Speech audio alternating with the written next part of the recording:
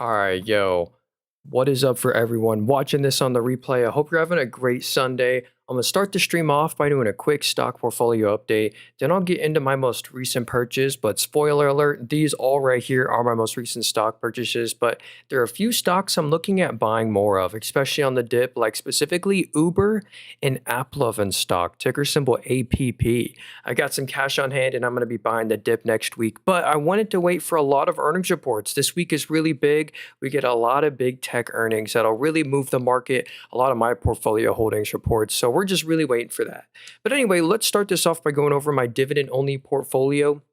This is my portfolio where, of course, every stock in here pays a dividend, and it has not done too great the past year. We're actually down 2.2% from 1 year ago exactly, and year to date, we're down 1.97%, which is definitely underperformed the market. But here, we keep it really simple. We just got 7 holdings in here. They all pay a dividend. But if you notice, most of these are like dividend growth companies, like a Meta, Google, Constellation Energy, United Rentals. They all have like a 0.4% dividend yield, which isn't the highest now, but I bet you in 5 to 10 years from now, my dividend yield on cost will be crazy. And I'm really buying them for the stock price appreciation on top of the dividend. Like Google, we've almost doubled our position. United Rentals, we're up 83% on them, on top of the nice little dividends that we get. So yeah. And then we also have in here a Roth IRA. A Roth IRA is just a tax-free retirement account. You can't withdraw the money till you're 55, but you can if you've never bought a house before, you're a first-time house buyer, you can use your Roth IRA as a down payment, which is pretty cool. And everything in here is, of course, tax-free and most efficient way to pass down wealth and stuff. And it's so OP, the government only lets you deposit $7,000 a year into it. And anyway, we got 4 stocks in here. We really just keep it simple. We're trying to bring the growth back because we haven't done too hot this past year. Well, really, we started this account almost exactly a year ago. For the first like 3 months, there was like $50 in here. But yeah, we're down 6.4% all time, mainly because of HCA Healthcare. That's the largest hospital group, non-governmental, and there's been some changes to Medicare, Medicaid that has hurt them. So they have some more uninsured patients coming in the hospital, but that's no big deal. I'm not worried about them.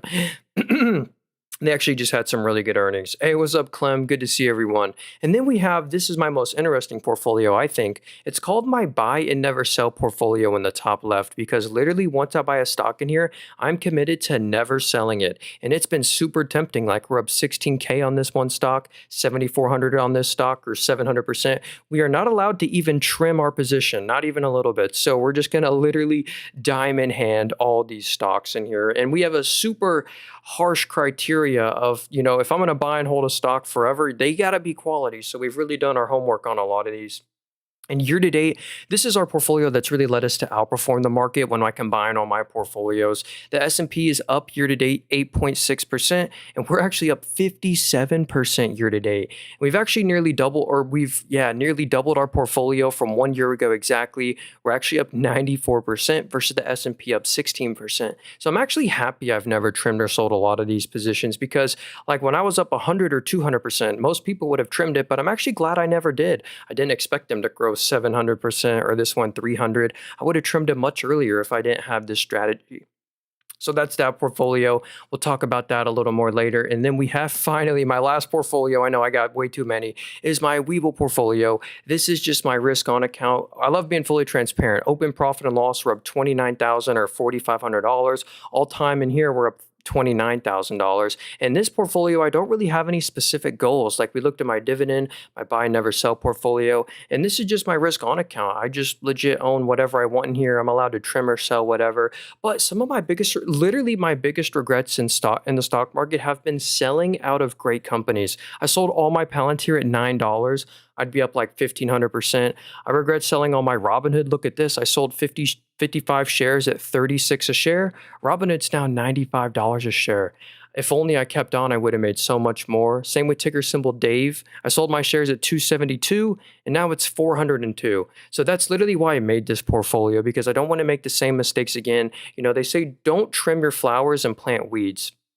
So yeah, anyway, these are my biggest losers in here. Like we're down on Sprouts Farmers Market, Netflix, Uber. And the first stock I actually want to talk about low-key is Uber. They just acquired Delivery Hero, and I honestly think this one could be a decent purchase. And what's up, 4PF? Yeah, we'll look at Amazon after this. He says, will Amazon keep dropping? I personally don't think so.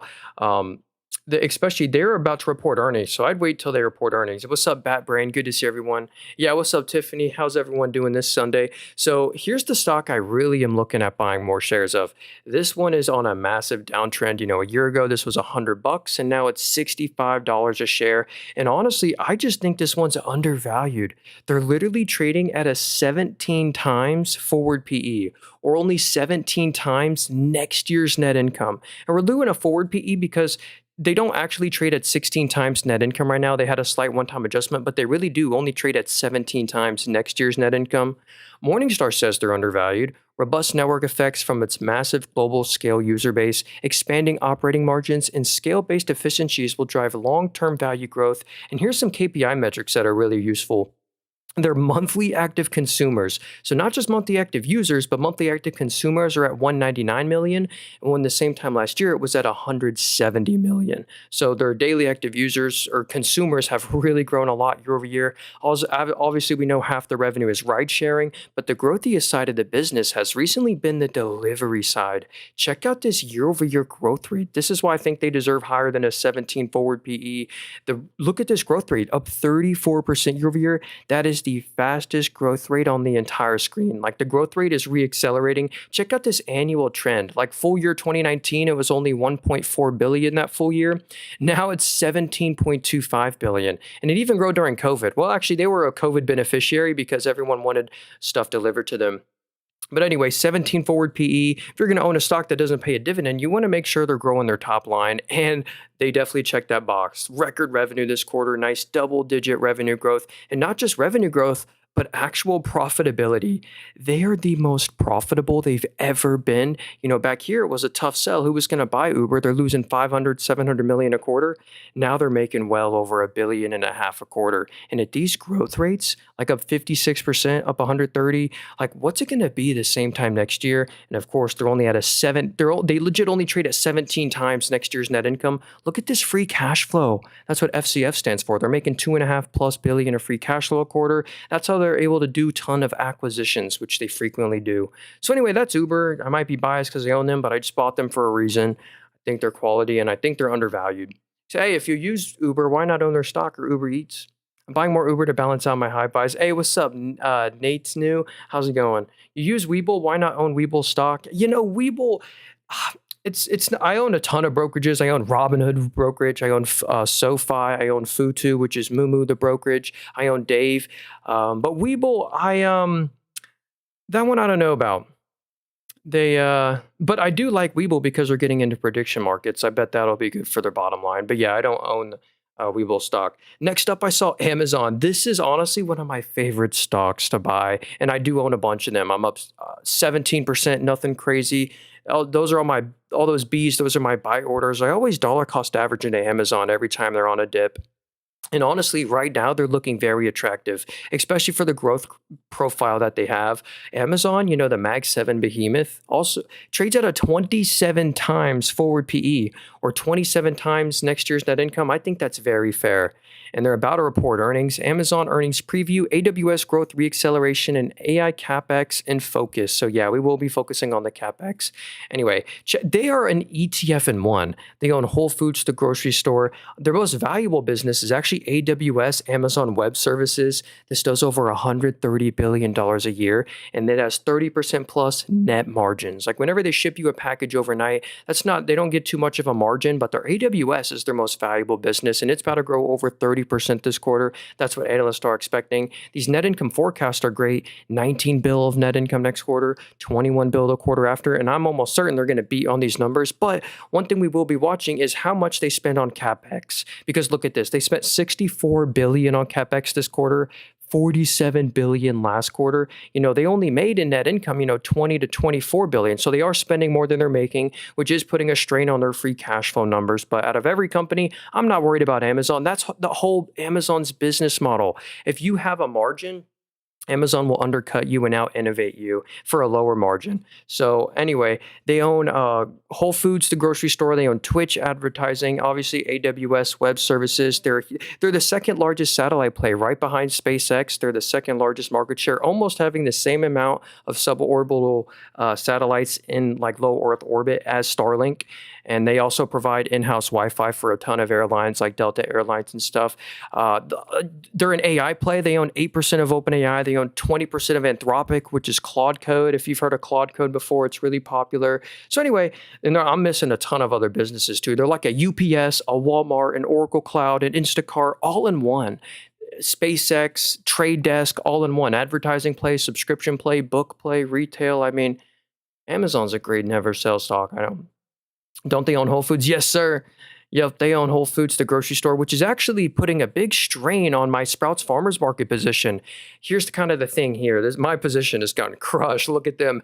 Anything you can get on Sprouts Farmers Market, you can get on Whole Foods, and Amazon, which owns Whole Foods, will actually deliver it to you. Sprouts Farmers Market lacks that online presence. So Amazon, they're like a Walmart in one too. I love them. All right, let's look at some more stocks here. I know I'm a little behind. Hope everyone's having a great Sunday.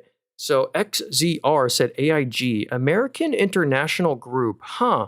I've not heard of this stock before. It must be some fintech bank stock. Here was 2008, the financial crisis. So let's see what their financials are today, even though they are kind of down bad from their 2008 price. Let's see how they are doing today. So, what's the valuation first off? Okay, so they traded a 9.8 forward PE. That's reasonable for a bank.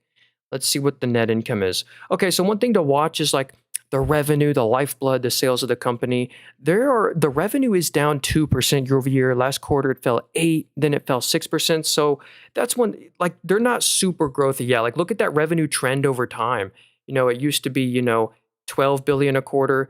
Now it's like 7 billion a quarter. But let's check out the net income. That doesn't mean they have bankruptcy risk. They're actually printing net income every quarter. Like if you average out the past 5 quarters, like 700, 800 mil in net income a quarter, you get a 2.3% yield, only a 30% payout ratio. The stock very much reminds me of the stock I literally just purchased, which is ticker symbol C, Citigroup. It's very similar. They have a 2% dividend. They've bought back 8% of the shares the past year, and they just announced they're going to buy back 15% of all the shares, 11 forward PE. So Citigroup, AIG, they're pretty interesting. But I don't know, like maybe I'd go with like a safer JP Morgan, which is well above its 2008 stock price and stuff, or like a Goldman Sachs, a Morgan Stanley, which I love Morgan Stanley for their E-Trade brokerage business, very high margin. Hey, what's up, MC? Did you see Fix earnings? Yeah, they were so good. That's interesting. You are a user but not invested. Why? Or I'm not sure what you're talking about there. I try not to spam there. We'll try and get to all these stocks. I'm a little behind here, so apologize. Could we cover Google? Yeah, hey, we can also cover Comfort Systems if you guys want. What's up for everyone? Like, I see ASTS, HYLN, Bowl. We'll try and get to all these. I apologize here. If you wanted the follow button, no, I stream every day, or I try to, and I literally sell nothing. Watch out for people impersonating me. Just had to ban someone with the same name and profile picture as me. I have no course book. I don't coach. I'll never DM you. I sell nothing. So only way to learn from me is to watch the free streams. So anyway, here's Google stock right here. I do own this one as well. I freaking love Google. They're one of my largest positions. Yeah, I got 18 shares of Google, and they have had a rough week, but Google is honestly cheap. It's undervalued if you're into valuations. Did you know Google only trades at a 23 forward PE?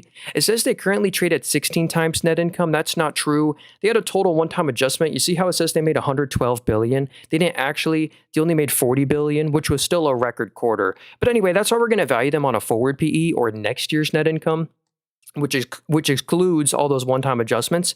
They only are at a 23 forward PE, which is cheaper than the S&P 500. I can't believe it. Morningstar says they're undervalued. Strong monetization of its full-stack AI investments across Google Cloud and Search, alongside durable network effects, will drive long-term value growth. This is another company that owns so much stuff. Like first off, they own 7.5% of SpaceX. I think they just disclosed that down here.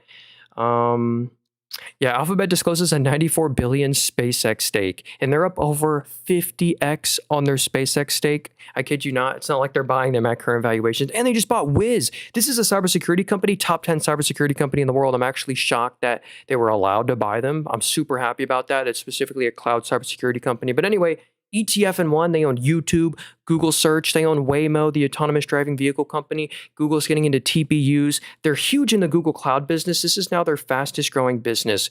Google Cloud has over a $512 billion backlog. We were just looking at their investor presentation, and the Google Cloud business grew 81% year over year. If we zoom out, that is the fastest growth rate on the entire screen. The cloud business is like their new growthiest business. Of course, YouTube was up 20% year over year. Search was up like 6%.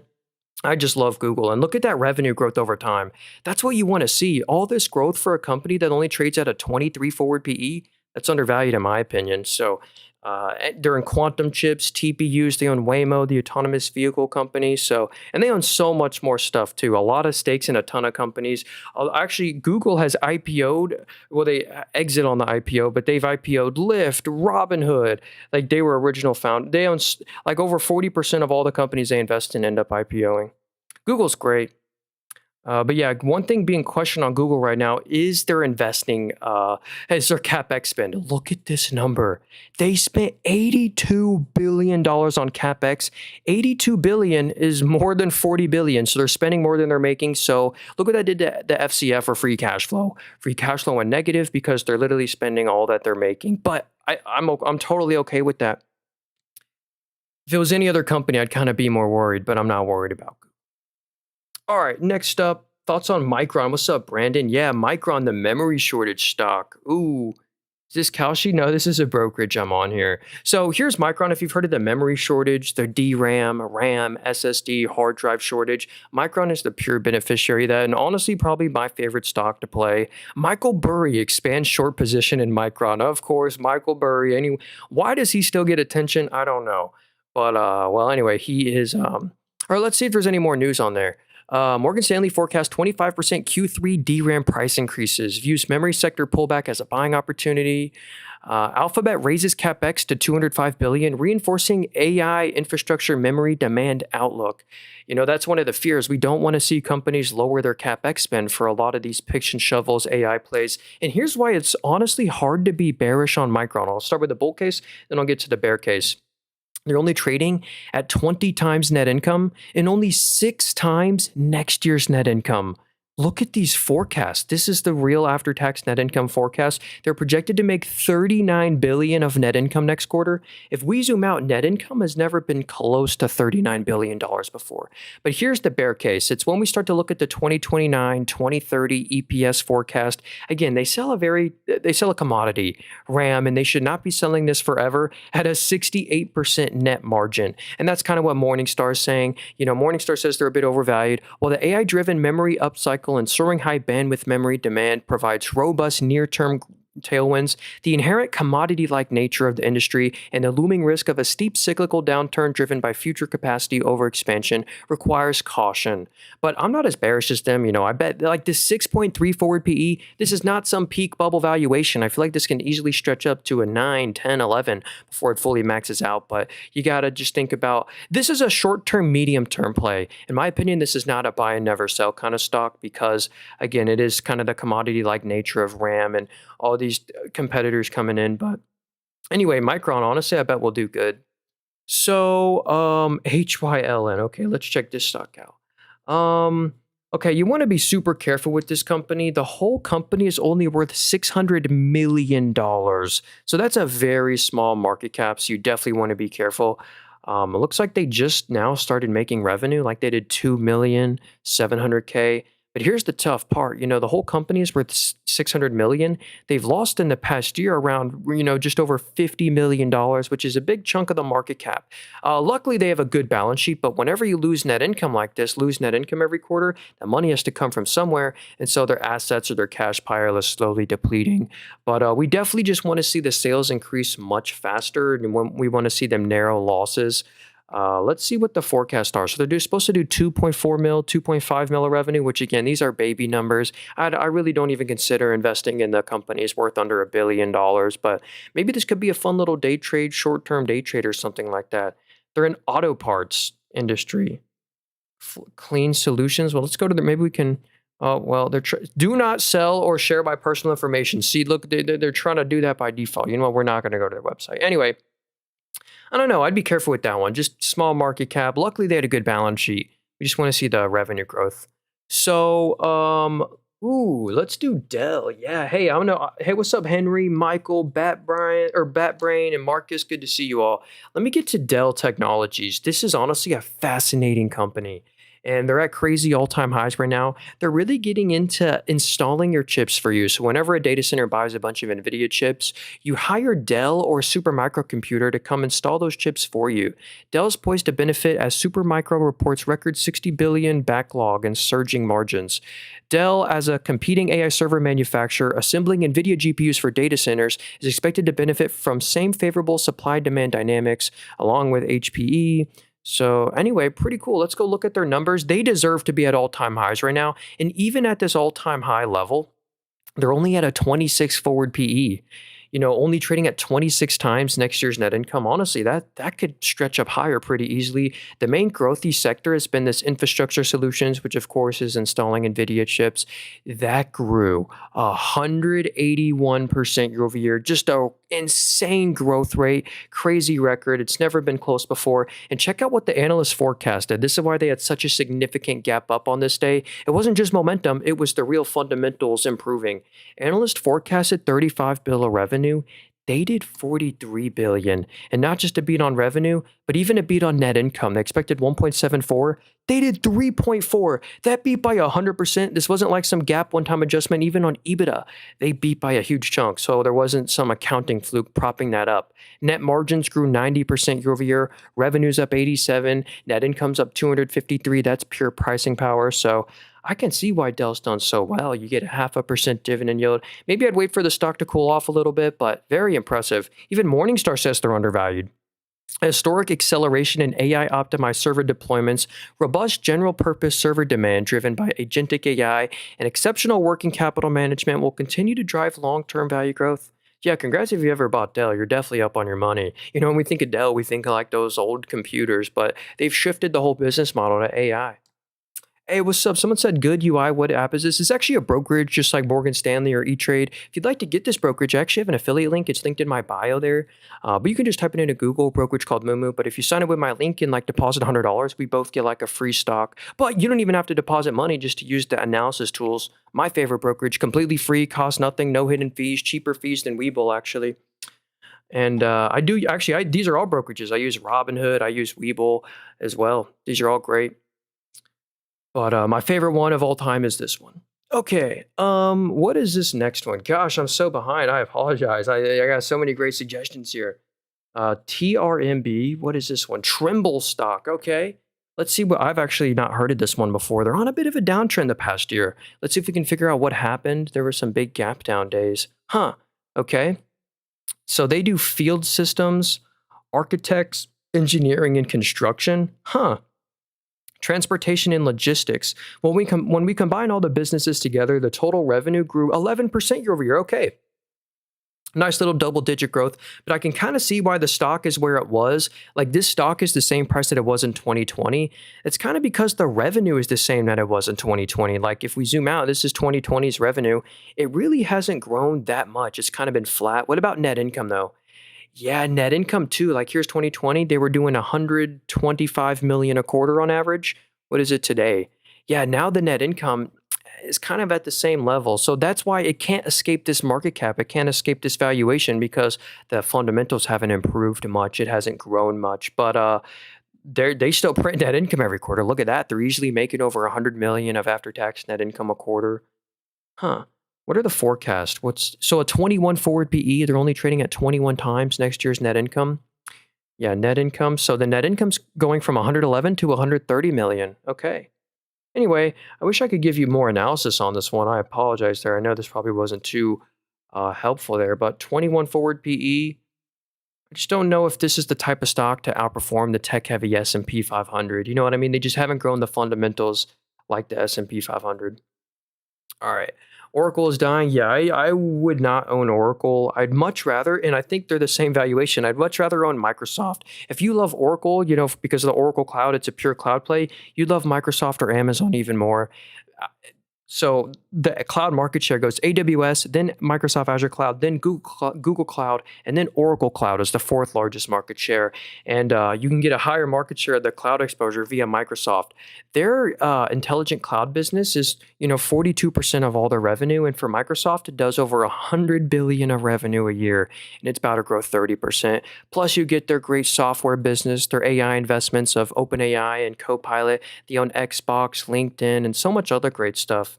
So they own Minecraft, they own Activision Blizzard, and Microsoft's actually buying AMD chips. That was a nice little Microsoft OpenAI raises cloud spending projection to 750 billion. Holy moly. So if AI really takes over, Microsoft's a huge beneficiary of the cloud.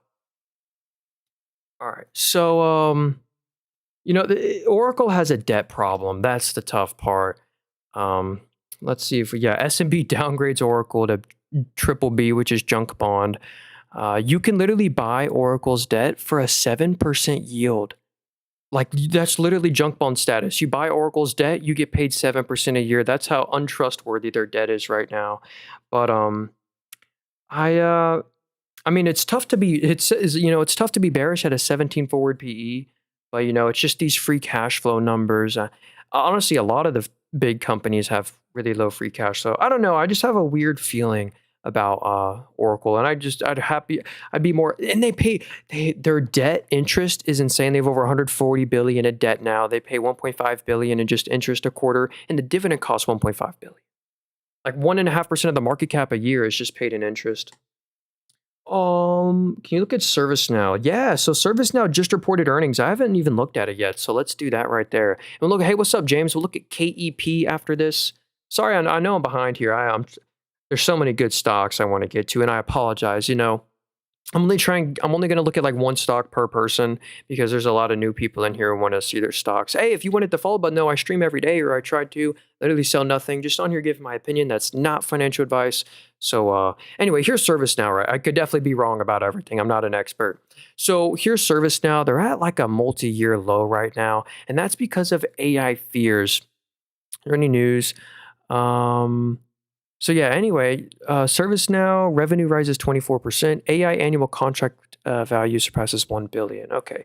Anyway, the tough part about ServiceNow that does scare me a little bit is its very high valuation.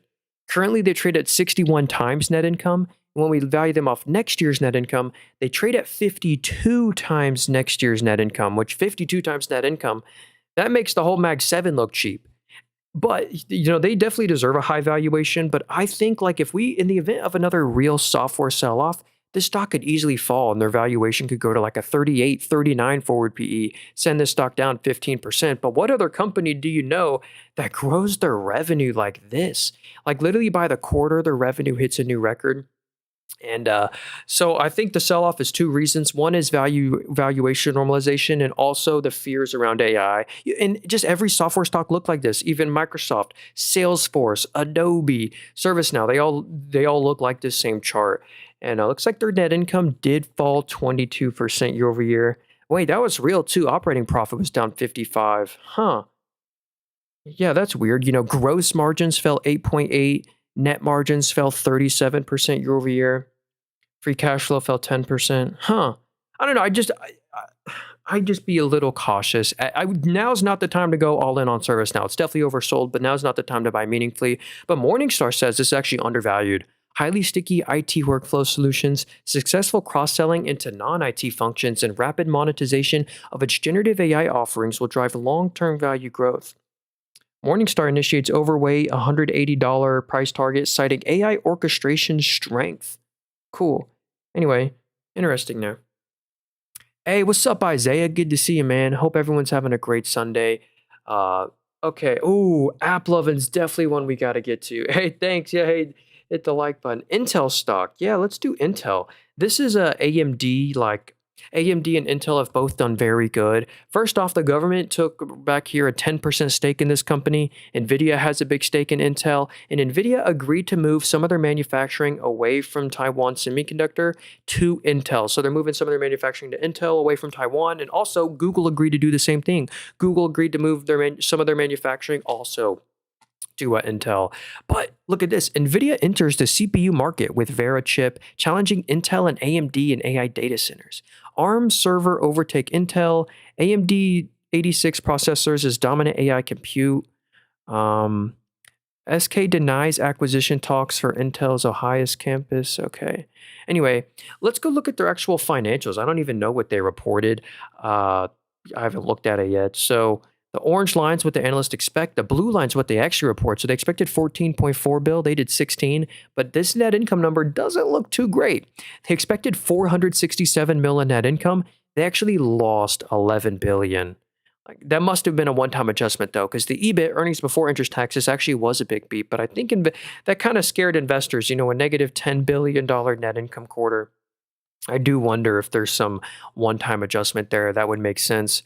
Because if we zoom out, that's kind of been the one problem around Intel lately. It's like, look at them back in 2021 when they used to, every single Apple device, a phone, and Mac used to use Intel chips. Then they started making their own chips, lost that big revenue stream, and then they've just been very choppy with their net income ever since. Like, look at that decline. So we're trying to just see the fundamentals improve again, but U.S. manufacturing of chips is super important. The government made that clear. The government won't allow them to go bankrupt, but a 78 forward PE might be a little too extreme. I think AMD trades at the same. AMD, yeah, wow, the exact same. AMD also trades at 78 times net income. I do own AMD, full disclosure. I also don't recommend buying AMD right now. But honestly, AMD, Microsoft just bought a bunch of AMD chips, and also Anthropic is testing using AMD chips. So I wonder if I can find that news down here. Yeah, AMD expands Microsoft partnership to deploy their chips. AMD signs major server deal with Anthropic worth tens of billions. Look at that. So the best Claude, or the best LLM, Claude Code, or potentially the best, I don't know, uses AMD chips now. Okay, anyway, let's keep going here. Get some more stocks. Oh, hey, what's up? Ooh, someone said Iris Energy. I actually won't cover this one. I actually have nothing good to say about this stock, and I just don't want to be too bearish. But in my opinion, don't buy this stock. All they do is rent out GPUs. AMD or Meta just entered this market. So basically, they own a ton of GPUs. What did those GPUs do? Well, still, most of their revenue is Bitcoin mining revenue. And then they're renting out their excess chips in terms of to cloud companies. They rent out their GPUs, which is not profitable. Look at these net income forecasts. They're supposed to lose 200 mil next quarter, 170 mil the quarter after. Look at these negative free cash flow. So it's a no barrier to entry, no moat, commoditized, very net income and free cash flow negative business. In my opinion, stay away. It's just I know Nvidia took a stake into them, but there's this whole circular finance thesis. We can see the Nvidia portfolio right here. Nvidia owns a bunch of CoreWeave and Nebius and Iris Energy because those are literally their biggest customers, buying a ton of chips. So Nvidia needs them to do good as one of their biggest customers. So anyway, there is no forward PE on that company. There is no free cash flow like forward PE. Like, I'd be super careful. Okay, yeah, Nebius too, Brett. I feel bad. Yeah, Nebius, I would not own that one. Hey, what's up, Plasma? Shout out the member. Good to see you, man. Hope everyone's having a great Sunday. What's up, Eric and EUA I know I'm pronouncing definitely some of these names wrong. He says Astera Labs. Let's do it. ALAB, and then we can try and get to like Rocket Lab and some of these other stocks. I know. I apologize. I'm trying to get to all these. And then I see, oh, Brandon, remind me to get to PGY. I know their forward PE is still really high, but okay. So here's Astera Labs. This is one of my favorite AI picks and shovels play. I'm a big fan of the whole industry. Instead of just owning NVIDIA, own the companies doing, the HVAC work, the MEP work, the data center communication technology at Astera Labs. Own the people constructing the data centers like United Rentals and Caterpillar. There's so many ways to play AI on top of just, owning NVIDIA. And I'll actually talk about that a little later. I'll show you my AI picks and shovels plays. But anyway, let's check out Astera Labs right here if we could get this to load. Okay. Yeah, they also do the Astera Labs does like the Ethernet connectors supplying for the racks and stuff. Anyway, Oh wow, look at this blind at the bottom. I gotta reset my screening here, but it says Samsung, SK Hynix, and Micron abandon in-house development, turns to external suppliers, including Astera Labs. So hey, that's interesting. That would probably the memory shortage could benefit Astera Labs and stuff. Oh my goodness, hold on here. I gotta reset my screen mirroring here. I sold 12K of AMD. Hey, honestly, trimming it, I actually just trimmed like half of my AMD position as well at current valuations. Okay, there we go. Sorry about that lag. We're fully back now. So here's what I love about this stock. What other company do you see growing their top line revenue like this? So this is insane. Revenue's up 93%. This is all organic. Like they didn't acquire a company to get this. Revenue's up 93 after it grew 144. And not just the revenue, but the net income. It's up 152%. Look at these triple digit net income growth rates. That is margin expansion. Net margin went from a 19 to a 26% net margin. And look at this fortress balance sheet. That takes a lot of risk off the table, big safety net when a company literally has no debt. They got 1.2 billion of cash, and that cash isn't just sitting there doing nothing. They milk it in 1 to 3 week treasury bills. So they made 11.5 million of interest on their cash. A lot of companies right now have a lot of debt and they're paying negative interest, but this company, as one with no debt and a ton of cash, parks their cash in 1 to 3 week treasury bills and just milks interest on it. Look at these free cash flow growth rates, quadruple digit, triple digit. So I'm a big fan of Astera Labs, and these net income growth rates are great. They're supposed to hit 95 mil in net income in 2 quarters. So the only thing is, I think they're having a little healthy retrace because the valuation is still a little high. Even after the fall, they're trading at 117 forward PE, which might still be a little too expensive. But I do really like this stock right here. Pure AI beneficiary play here. Astera Labs expands Taurus family with 3.2 terabyte Ethernet smart retimers and for AI infrastructure. Anyway, cool. Yo, no way, dude. Thanks you for the big super chat right here, the 499. He says, "Will Oracle stock bounce back?" Okay, I was gonna look at some other stocks, but since he left such a huge donation, man, we'll check out Oracle stock. Thanks so much, dude. Love Inside 84. I really appreciate that. So here is Oracle stock right here. They're at kind of a multi-year low right now, but there is one sort of good news is that they have a massive backlog. Let's see. Oracle awarded 7 billion 10-year software contract by the U.S. Department of Defense. Hey, that's good news. They also own 10% of U.S.'s TikTok. So hey, for the people on TikTok, they own 10% of TikTok USA. But look at this. This is the one good part.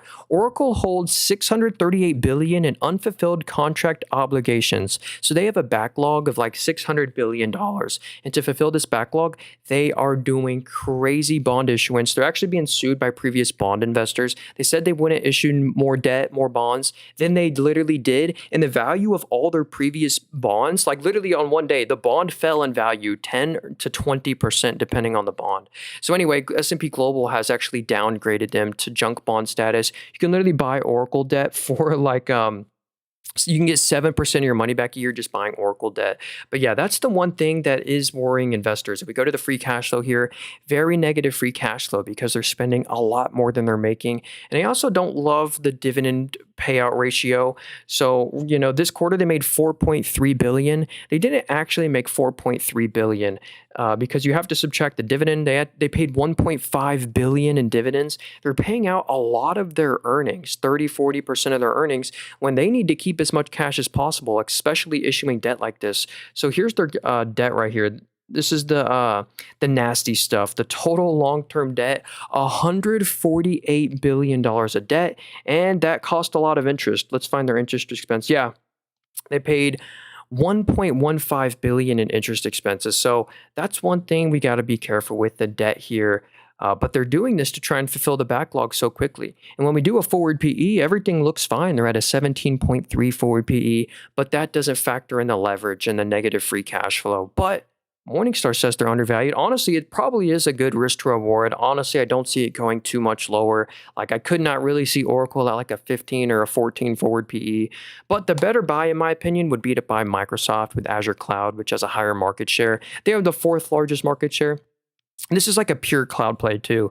Morningstar says they're undervalued. While higher than expected capital expenditure forecasts have compressed the near-term free cash flows, strong demand for generative AI and the rapid ramp-up of its cloud infrastructure capacity will drive long-term value growth. So yeah, it's like a pure cloud play. Supposed to make $4 billion next quarter, $4.5 billion in net income, but they're going to be spending way more than $4 billion, $5 billion in net income on these capex numbers. They spent $15 billion this quarter, $19 billion last quarter. So, and also they can't really issue more debt and they can't issue shares at this multi-year low price. So, but the valuation is cheap. So it's a dilemma here. So I don't really know. Honestly, like it probably would be smart to make it as a really small size position. Maybe now's not the time to go all in. You can also buy Microsoft, which is on a huge similar downtrend. A year ago they were 550, now they're 380, and they have a larger cloud market share. You also get exposure to their software, their Xbox, LinkedIn, Activision, Blizzard, Minecraft. Their whole Office suite is great, and the Azure cloud does over 106 billion of revenue a year, and it's very high margin, growing 30%. So yeah, thanks again. I appreciate that super chat there. So yeah, Oracle definitely interesting. Okay, gosh, I'm now really behind on the chat here. I don't know which stock to get to. What do you think to Outlook Therapeutics news? Nasdaq pause. I don't know what that is there. If you have a stock you'd like me to look at, please give me the ticker symbol. I see Sentinel One. Okay, we'll check out that one. This one is also in a bit of a pickle because of the super negative net income numbers. So they're still quite far away from profitability, but this is a cybersecurity stock. Is there any news? I'd love to see it. Nope, no news around Sentinel One. Anyway, I'm a big fan of cybersecurity, but here's the bad part. Look at these negative net income numbers. Like since inception, all they've really done is just lose hundreds of millions of net income a quarter. But they lost 76 mil, 110 mil, 60 mil. So they're losing like 400 mil a year. We really want to see them get net income positive, and they're not really forecast to do that anytime soon. So there is no forward PE. Do they make free cash flow? They make a little bit of free cash flow, not much. Yeah, it's really tough to like justify the valuation of 6.2 billion when they're very far away from net income positivity. But let's check out the revenue growth. Okay, so they do have really good revenue growth. Revenue's at a record this quarter. That's good news. But just a net income problem. Yeah, I don't know. What does Morningstar cover this one? Okay, Morningstar says they're reasonably valued. The company benefits from, well, it says, while the company benefits from strong customer switching costs within its Singularity platform and a budding AI-driven network effect, intense competition from entrenched peers like CrowdStrike and ongoing operating losses weigh on its near-term margin and long-term growth prospects. I actually totally agree with that. CrowdStrike, Cloudflare, Palo Alto Networks, those are the like main best cybersecurity stocks. Ooh, hey, what's up, Brian Paul? Thanks for being a member. He says LBTYK. If I can find that one. Maybe you'll have to. Oh, here we go. Liberty Global. Yeah. So I think this is like the F1 thing, or actually, no. Let me see what this is. So, I don't even know. Vodafone? Telenet? Huh. Looks like maybe some international telecom company. Yeah, telecom services is their industry. And 62% of the revenue comes from Belgium, then another country, and then Ireland is 10% of the revenue. So unfortunately, if we zoom out, the stock is lower than it was in 2007. So you bought the stock in 2007. It's actually the exact same stock price that it is today. Yeah, dang, look at that. The net income is just real choppy here. Kind of hard to trust this, you know what I mean? Doesn't look great. And the revenue actually declined year over year. Revenue, the lifeblood, the sales of the company are down 7.6% year over year. So I can kind of see why this stock has done so bad. And it's not just them, it's every telecom stock. If we look at AT&T or Verizon, which we'll do right now, they've actually done worse. Did you know AT&T is lower than their 1997 stock price? So if you bought Verizon or AT&T in 1997, it's the same stock price that it is today. Verizon also, yeah, 1997 stock price. What is up with this? It's just an industry that I don't think will beat the tech-heavy S&P 500, kind of a commoditized industry.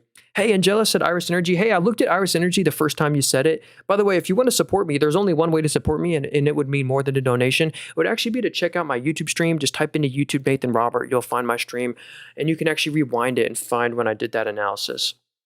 So yeah, I appreciate that. So next up, hey, Rem Deluxe, dude, thanks for that little gift there. He says VLVLY. Oh, we did find it. Okay, Volvo stock. Huh. So Volvo is publicly traded. I did not know that. Looks like they are in ADR. They've actually done very well for, a company that sells cars. Maybe they do more than that. But we'll convert the currency. It's a Swedish company, so we'll convert the currency to US dollars just so we can kind of understand it a little more. Oh, wow. Trucks are most of their revenue. 68% of all the revenue, Volvo, is from trucks. Then construction machinery. Financial services, buses. What's the net income? And this is in US dollars. They're actually super net income positive. I'm surprised. They're supposed to make 1.15 bill in net income next quarter, 1.3 bill the quarter after, and they're only at a 14 forward PE, only trading at 14 times next year's net income.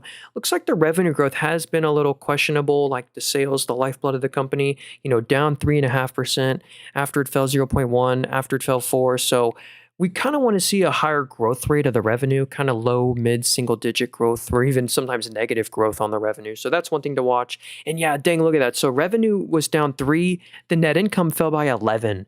So that means the margins, net margin fell by 8.4%. But they're still printing good net income every quarter. Like if you look at Ford or some of these other car stocks, they are way choppier. This one has very consistent net income. So yeah, anyway. Interesting there. 14 forward PE. Is this Webull Premium? No, I'm on a brokerage. This is a brokerage just like Webull. I actually have Webull as well. These are all brokerages. Webull, Robinhood, just like Morgan Stanley, E-Trade, they're all brokerages.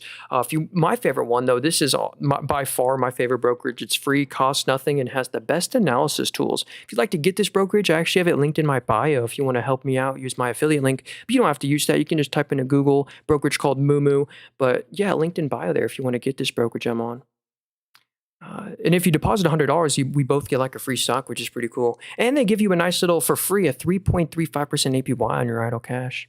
All right, so what do you think of SanDisk? Hey, we already deep dive into Micron. I basically have the same analysis I have on Micron, I have on SanDisk and SK and Samsung. So, I'll be quick about SanDisk because I know what's their ticker symbol? Is it SDNK? Yeah, hey, I've lost, you give me the ticker symbol, please. Okay. Hims and her. Yeah, I would not buy Hims. That one, I don't even think they have a forward PE. Yeah. Oh no. Okay, they do. You can buy Hims and Hers. They trade at 1,900 times next year's net income. Not too shabby, right? No, I would buy. Amazon has eaten their lunch. Anything you can get on Hims, you can literally order on Amazon. That used to be their moat. Hims was like the only place where you could order Wegovy pills and Ozempic. Now you can just get it on Amazon. So there's just a pharmaceutical delivery. They have a little subscriber base, but sadly, I actually would not own them. Their growth has also been propped up by their top line revenue growth is propped up from their eucalyptus acquisition. Okay, let's see what's next here. The value, it's just way too expensive. It could be a good stock, but not at this valuation. So Noah says IRM, Iron Mountain. This is a super interesting company, and I do own this stock, full disclosure, but this is a data center REIT, a real estate investment trust. And REITs, if you didn't know, by law, have to pay out 90% of their taxable income in the form of a dividend, or else they pay over 21% plus corporate taxes on that money. So they're incentivized to have a really high yield. They have a 2.6% yield, and it's completely sustainable. And look at this. I guess the brokerage is telling me there's some megaphone bottom pattern. I don't know. Usually it loads in the... my Wi-Fi is really slow right now, so I apologize. But anyway, yeah, out of the 95% of the Fortune 2000 companies use Iron Mountain. If we go to their global data center business, it's up 47% year over year after grew 24. Like that's the fastest growth rate on the entire screen, 47%. And if you go to their corporate and other business, that's up 69% year over year. Insanely fast growth for a REIT. And then their global records business grew 11.8% year over year. Their Google Cloud's partner of the year. like best partner of the year. It's crazy. So anyway, uh, great dividend growth stock. I do own them, and I just love the growth that they have. And it says the dividend payout ratio is 600%. That's actually totally not true. Um, you really want to do a dividend payout ratio off the core FFO. It's the net income plus the depreciation and the amortization, which is super important for real estate assets. So yeah, what's their dividend cost? Let's find it real quick. They paid 275 million out in dividends, and they make well over 275 million a quarter. So yeah, that's Iron Mountain. I'll show you my position in them real quick. They've been very growthy, actually. For a REIT, this is like the growthiest REIT I've ever seen, and that's because of its data center tailwind. Anyway, yeah, we got 4 shares in them. 2.63% dividend yield. Yo, hey, JT, I'm trying to be respectful and get to all the new people stocks, so I'm trying not to, like, I've already looked at a few people. I'm trying to just get to the new people stock first, so I apologize. I'm probably not going to get to any of those stocks there.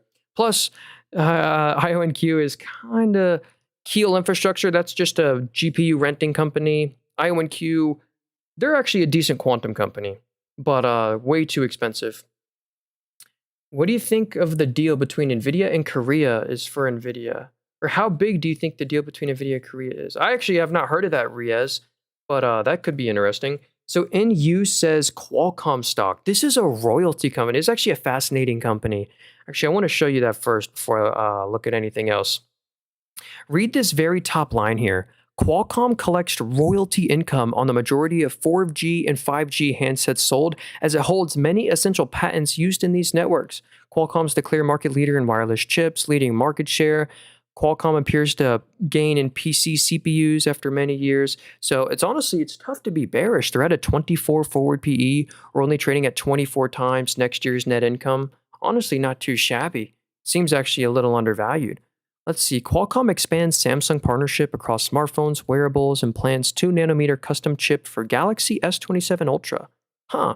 Qualcomm notifies customers of double-digit chip price increases effective September 1st amid supply cost pressures. You know, that's honestly, it says bearish. It's probably good news for them. A 10% plus double-digit price increase, that could be 20%. Who knows? Anyway, that should bring future growth. The one thing why I think they fell on earnings this quarter is because if we go to the revenue, the sales, the lifeblood of the company, it actually declined 3.4% year over year. So that's a little odd. It actually declined 3.4%. And but let's check out the forecast. So yeah, that's the weird part. The forecasts are negative. So on the left, revenue is 11.27 billion. It's forecasted to be in Q4 in 2026 only 10.07 billion. So the revenue is expected to continue to decline. So that's one thing to be aware of, but maybe they'll beat these expectations. Maybe this new Samsung partnership and these new price increases, double-digit price increases, could be good. Analysts forecast revenue and EPS to decline on their Q3 2026 estimates. So maybe that's why the stock is at a low PE and have struggled, because the fundamentals aren't expected to grow. Maybe that could be something to look into. Hey, what's up, Dr. Dummy? What's up? Hey, what's up, Nart? Good to see you, man. Thanks for showing up. Hope everyone's having a great Sunday. I appreciate that. Yeah, this is a little life hack. If you heard of the QQQ NASDAQ 100, this is literally the exact same ETF run by the exact same Invesco people, same NASDAQ 100 strategy, exact same holdings and weightings, except they have a lower expense ratio fee. And of course, my Wi-Fi is not good today. But literally, this one only has a 0.15% expense ratio fee. What QQQ or Invesco does is you hear ads, you hear about QQQ, they market that one. Obviously, they're not going to market QQQM as one with a lower expense ratio fee. So they market QQQ to bring in the fees, and then actual institutions and stuff own QQQM. So yeah, NASDAQ 100 strategy usually... Actually, historically, it beats the S&P 500 because it's more tech heavy. And really, tech is what you want to be in nowadays. So yeah, it's literally the exact same thing as the QQQ with a lower expense ratio fee. Pretty cool, right? Also, if you like gold, a lot of people buy IAU, the actual gold ETF. There's also IAUM, which is a much lower expense ratio fee. And here's the actual price. I should have done this for the NASDAQ 100 too. There's the price of the actual IAU ETF over IAUM. They literally move identical. There is no difference, except this one's cheaper. And a lot of people, it's actually smarter to buy the gold ETF versus actual physical gold. Whenever you buy gold in person, especially in smaller quantities, you pay a huge premium, spot fee when you buy it, spot fee when you sell it. And this one, and it's not liquid too. And if you buy a lot of gold, you have to pay for it and store it somewhere. It's honestly smarter to own just, you know, Gold, that one's run by BlackRock, and it's pure liquid. Sell it, buy whenever you want. All right, next up, gosh, I know I'm so behind here, and I super apologize. I see like Kraken Robotics. I've heard of that one. What's that ticker symbol again? Netflix, please. All right, let's do Netflix, and then we can get to Super Micro and NSSC. Yeah, please remind me to get to you. I apologize. And what's up, John? Good afternoon, man. Hope you're having a great Sunday. I appreciate you. So, hey, we stream every Sunday, literally this exact same time every Sunday, no matter what. So, hey, if you're free Sunday, usually around these times, hit the follow button and turn on notifications if you like. We stream every Sunday, and I sell nothing. Watch out for people impersonating me. I have no course book, WhatsApp, Telegram. I'll never follow you, DM you. I don't coach. The only way to learn is to learn for free by watching the streams. So, yeah. Anyway, here's Netflix right here. I did just buy some Netflix, and we are down bad on our position. Well, not too bad. I've been saying now is not the time to meaningfully buy Netflix, but now's the time to just nibble on Netflix, buy a small amount of it, because most likely this is not the permanent bottom, but there's a chance that it might be. So that's why, like, I want Netflix as 5% of my portfolio eventually. I'm not making it 5% of my portfolio today. I'm only making it like 0.5% to 1%. And I'm only going to buy more. I will only buy more once Netflix falls 10% plus. So yeah, that's the only way I'll buy more shares. So, oh yeah. So this is honestly good news, but FTC and DOJ investigate Netflix's 29% price increases. So if you guys didn't know, Netflix just rose prices from $17.99 to $19.99 a month. That's a big price increase, and that's why I'm honestly bullish about the future. I don't know about you guys, but they really have pricing power. After that price increase, we're not canceling our Netflix subscription. And this is why it's probably time to nibble. The valuation is quite cheap. They're at a 20 forward PE, or only 20 times next year's net income. You know, they got over 300 million premium subscribers. And look at these net income forecasts. Net income's going to grow from 2.4 to 3 billion. Look at that revenue growth. Revenue's about to hit 13.5 billion. Revenue has never been close to 13.5 billion before. Netflix has the growth. This is what you want to see for a stock that doesn't pay a dividend. They have really good revenue growth, and not just revenue, but net income growth as well. They're the most profitable they have ever been, growing EPS. Look at that, like net income growth over time. It just continues. Now they're making like 2.5, 3 billion net income a quarter. I'm very impressed with their numbers, and this price increase is a big tailwind. So anyway, any other bad news around this one? Anyway, yeah, now might be time to nibble, not go all in yet. That's my opinion on Netflix. Seems cheap. Hey, what's up, Holy Sheet? Good to see you, man. Hope you're having a good Sunday. Hey, what's up, Catherine? And I hope everyone. I apologize. I know I'm missing some of these stocks here. Do you know Pentair? It has fallen. Hey, what's that? Kraken Robotics. Okay, this is a kind of interesting one. This is a Canadian robotics company. Is there any news? Kraken secures 35 Canadian million in new product orders from maritime, defense, and energy sectors. Huh. Company has 320 million in total product orders in 2026. So they make underwater subsea, like I don't know if I call it robotics, but like heavy machinery. No, bro, this website, I really wanted to show you pictures. I don't know why their website's not working right now, but maybe they changed their website. I really wanted to show you what their actual like vessels look like. They're really cool looking, but dang. Well, you just have to go to their website yourself. Look at these revenue forecasts. This is what's insane because of their new orders. Revenue is about to hit 85 million, and we've converted the currency from CAD to USD. Revenue is about to hit 85 million. If we zoom out, revenue has never been close to 85 million before. And the other cool thing I like, I've looked at a ton of robotic stocks. Rich Tech Robotics is junk. Serve Robotics is junk. This one doesn't lose that much money. Like, they lost 2.5 mil this quarter. What's the net income forecast actually? Dang, they're gonna make 10 million of net income. Okay, so honestly, I would hold off. If I was a shareholder, I would not trim. I would wait until they report these earnings. I bet they'll gap up in 2 quarters. Anyway, interesting company there. Good growth aspects. GSL has exploded the last few days. This is a very fascinating dividend growth stock right here. They have a super high dividend yield. Look at this, a 5.3% dividend. And look at the payout ratio next to it. It's only an 18%. We will go investigate if that's true. Heads up, it is true. They literally have a 5.3% yield and only pay out 18% of their earnings. And if you're wondering what this company does, they own a bunch of vessels, cargo ship containers. So yeah, and with the recent Strait of Hormuz fears being shut down, you hear their actual ships. This has been to the beneficiary of this company right here doing these alternative shipping routes, and they have pricing power with the supply chain logistics issues and heightened risk. They can charge more. But look at this net income right here. Look at it. If we average out, like for all history or whatever, we average out the 4 quarters, they make, we'll call it 95 million of net income a quarter. This is the after-tax net income. So they make 95 million net income a quarter. In the cash flow statement, we can see how much the dividend cost exactly. The dividend only cost 24.87 million. So they really do only have like a 25% dividend payout ratio for a 5.3% dividend yield. Interesting there.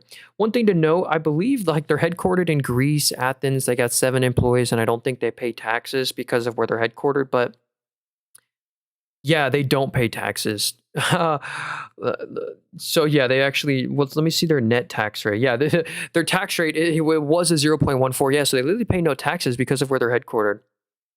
Kind of like a Cayman Islands kind of area. Um. Okay, ASTS, please. Yeah, this is a space company. Solid advice. Hey, thanks, Pale. I appreciate that. So here's ASTS Space Mobile. This one is still quite far away from profitability, but there is a little bit of good news. ASTS completes. Okay, well they completed dilution. They're on a bit of a downtrend right now, and I honestly don't know if I'd buy the dip yet. But here's the good news. Uh-oh, the loss of Bluebird 7 satellite during the launch caused a $160 million setback, only partially insured. The company maintains strong liquidity and plans to deploy 45 satellites by year end. Operating expenses rose sharply. Let's see the net income then. Yikes. So this is the one thing, it's a tough sell for me. They're just really far away from profitability. I mean, they've never made a single dollar of net income ever, and they're losing hundreds of millions. Oops, I don't know what I just clicked. And they're losing hundreds, they lose hundreds of millions in net income a quarter. So what about free cash flow? Yeah, look, they lose 300 plus mil of free cash flow, like over 100 plus million in net income a quarter. These are kind of the companies I stay away from. I want to own the companies that are profitable and make free cash flow, make net income. That way they can return it to you as a shareholder. It looks like they're just now getting their first ever revenue. Like before 2 quarters ago, they did, 1 million of revenue a quarter. Now it's 14 mil, 54 mil. So the revenue is starting to grow. But, the net income, yeah, dang. I don't know about the net income losses and free cash flow losses. I can see why they've done really bad. Oh, watch out for that person in chat there. Yeah, I sell nothing. Actually, I have a guy now on TikTok. Let me copy this guy's username and screenshot this. Whenever it's an obvious scam like that, I can actually get him fully banned off TikTok. So that's a cool thing that they gave me. Okay. Which app is this? Hey, this is actually a brokerage right here where you just like E-Trade and TD Ameritrade. Anyway, if you want to get this brokerage, it's called Moomoo. I have it linked in bio, LinkedIn profile there. Wow, this is the first reasonable investor. Hey, thanks. I go to so many other streams. People are always shilling the worst stocks ever with terrible fundamentals, and I specifically focus on financials whenever we analyze stocks because that's what really moves stock in the long run. Great growing EPS. So let's see what's next here. I'm reading both the YouTube and the TikTok chat. So we actually just deep dive into Uber a minute ago. I actually said Uber is one of my favorite purchases right now. I did just buy a little more of them. I got 12 shares of Uber. Yeah, here's my Webull portfolio. I love being fully transparent too. I go to all the other streams. No one shares their lifetime percent gain on their total portfolio performance, all their stocks, their most recent purchases, all that stuff. Anyway, our Webull or our Robinhood one has really underperformed the market. But yeah, these are all the stocks we got in here. All right, so I've been nibbling on Netflix. Yeah, I think Netflix is the right time to nibble. Not go all in yet. Have you covered Tesla? Okay, sadly, Tesla, believe it or not, just had their worst quarter in 20 quarters. It really was bad, and I'll share with you that in a minute here. I would honestly, sadly, I know it's a really popular retail stock, but I actually would not buy Tesla yet. Whenever look this valuation, Tesla trades at this is what's crazy. They trade at 280 times next year's net income. Whenever you trade at such a high valuation, any miss on your earnings will crush your stock. So let's see what the news was. Adjusted EPS misses at 33 cents. And oh yeah, their free cash flow turned negative. Tesla Optimus robot production scaling faces major challenges due to absence of existing supply chains.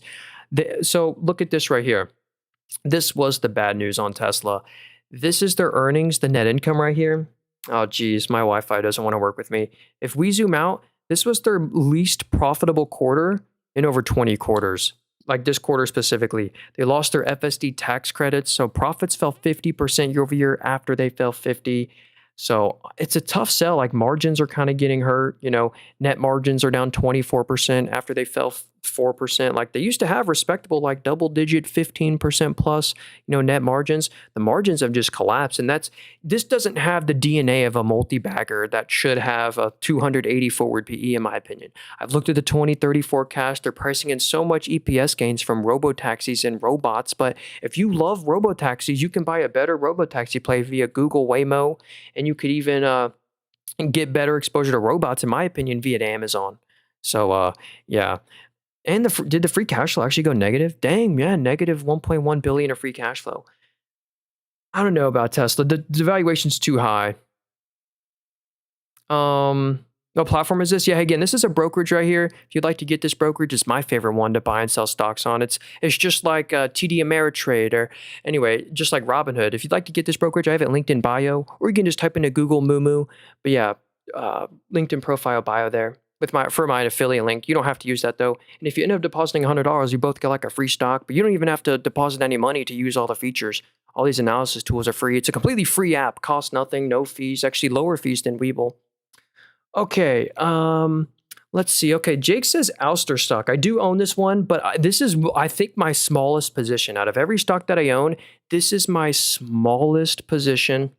And that's because, but they're still a position. They're a small position because I don't really love to own companies that are losing net income. They're still a little bit away from profitability, but they have the growth aspects to justify the net income losses. And if you notice, these are green growth rates year over year. They're actually narrowing their losses. They're losing less and less money.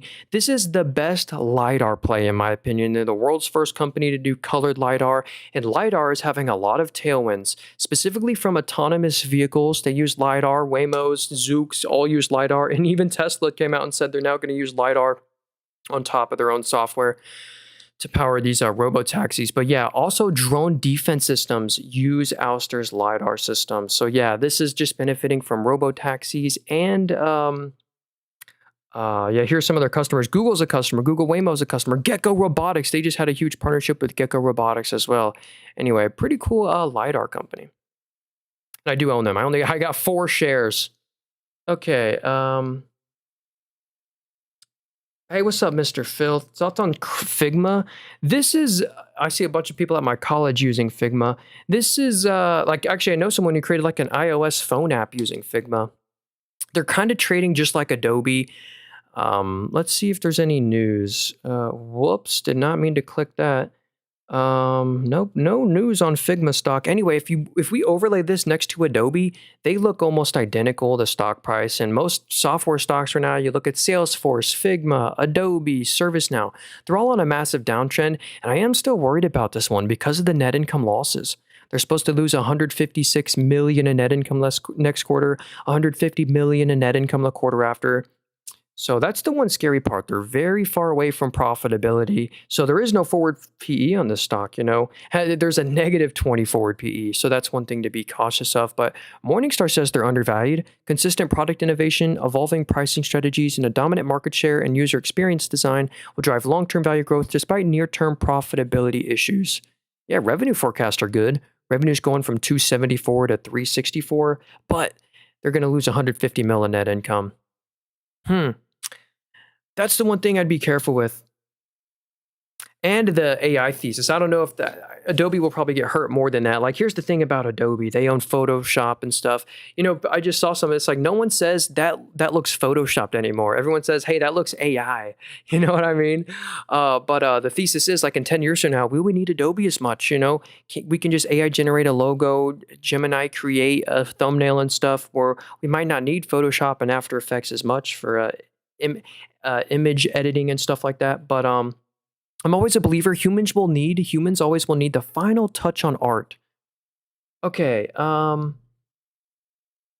Ooh, you ever invest in bonds or crypto, Nate? I have before, but I do not own any bonds or crypto right now. And I also don't own any options either. I'm kind of boring, but I've always been a believer you can get better returns than the option crypto day trading people literally just by buying and holding some quality stocks. And then once you're up on them, don't trim or sell them, just hold them on for the long run.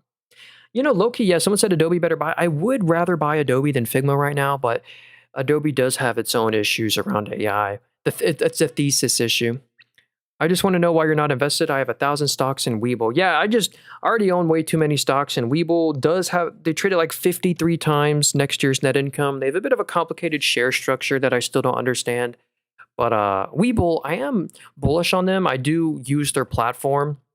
And Webull just introduced prediction markets into the app. And that's why I'm actually bullish on them because prediction markets are very profitable, as Robinhood just disclosed. So here's kind of the fun fact. This is why you see every platform right now adding prediction markets. So Webull's copying Robinhood's success. Whenever you buy and sell a stock, they only keep a 0.1% fee.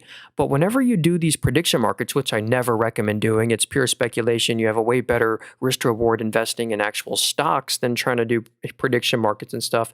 But anyway, whenever you do a prediction market, they keep a 2% fee. It is 20x more valuable for their bottom line than buying and selling a stock. So that's why all these brokerages are pushing it.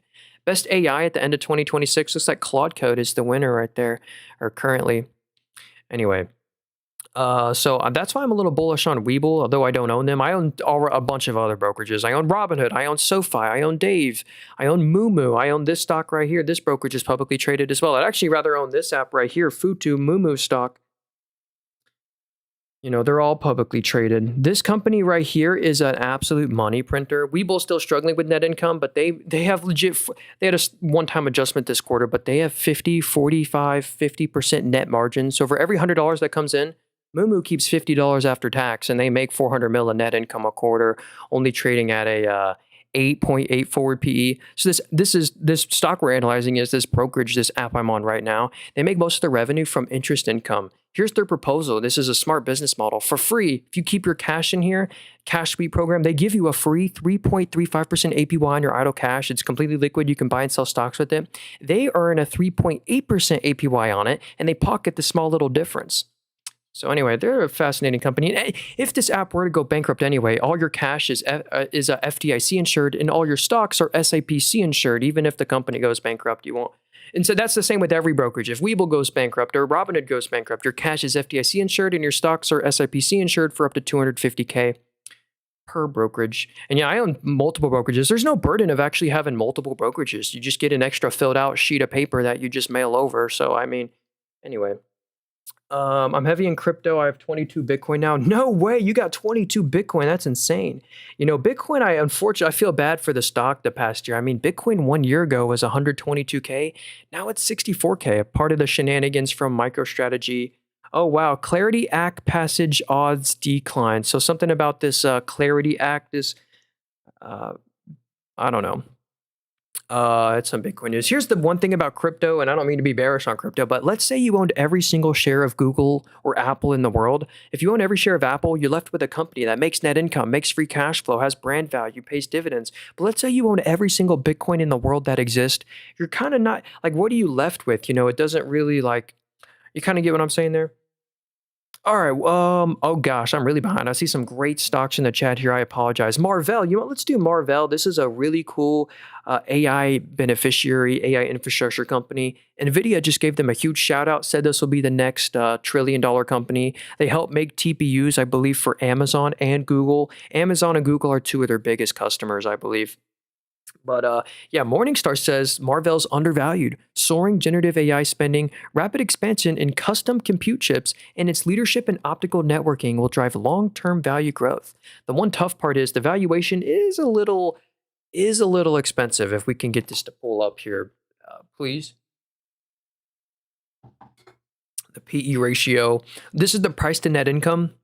They trade at 79 times next year's net income. That might still be a little too expensive, but they have the growth to justify it. Check out the revenue. It's expected to hit $3 billion in 2 quarters. If we zoom out on the revenue's never even been close to $3 billion before. This next year is going to be extremely bullish for them. And what about the, yeah, look at the EBITDA forecast. It's supposed to grow from 750 to 1.14 billion. So analysts are saying like this probably will, CAGR EPS at the end of the decade at like 35% or something like that. And that's why it has such a high valuation. So here's kind of, you really want to do a PEG ratio, but they trade at 79 times forward PE. The year after, they're only at like a 50 forward PE. Then the year after, a 34 forward PE. And so anyway, pretty cool. I wish I could give you better thoughts on them. They're a little too expensive. Oh, they got earnings this week. Yeah, we got a lot of interesting earnings this week. Here's the earnings calendar. I'll search just by my watch list. Oh, we get Coca-Cola, PayPal, Visa. Oh, Wednesday is huge. We get, whoa, Microsoft, Meta, Qualcomm, SoFi, Robinhood. The day after, we get Amazon, Reddit, which I own. So we got some big names here, actually. It's going to be a lot of these stocks I own. A big chunk of my portfolio is reporting earnings this week. So, hey, we'll probably be streaming through that. First time, is it time to buy more SoFi? Honestly, I think so. Here's another great fintech stock right here, financial tech. This is SoFi right here. Part of the reason we just looked at Bitcoin stock, part of the reason SoFi is struggling is because of Bitcoin struggling. And I believe when Bitcoin recovers, SoFi is actually going to recover faster, in my opinion. And honestly, SoFi, not financial advice, is undervalued. So currently, some people would say they're expensive. They trade at 36 times net income. They only traded a 23 forward PE. They only trade at 23 times next year's net income. And that's really how you want to value SoFi as a company that's about to hit record net income. Look at revenue. It's going to hit a record 1.21 billion. If we zoom out on the revenue, it's never been close to 1.2 billion before. This was a record this quarter, 1.1 billion. And this is what you want to see for a growth stock that doesn't pay a dividend. Just the revenue hits a new record every single quarter. And we don't just want to see companies growing revenue. We want to see them growing their net income and actually making a profit. And they absolutely do.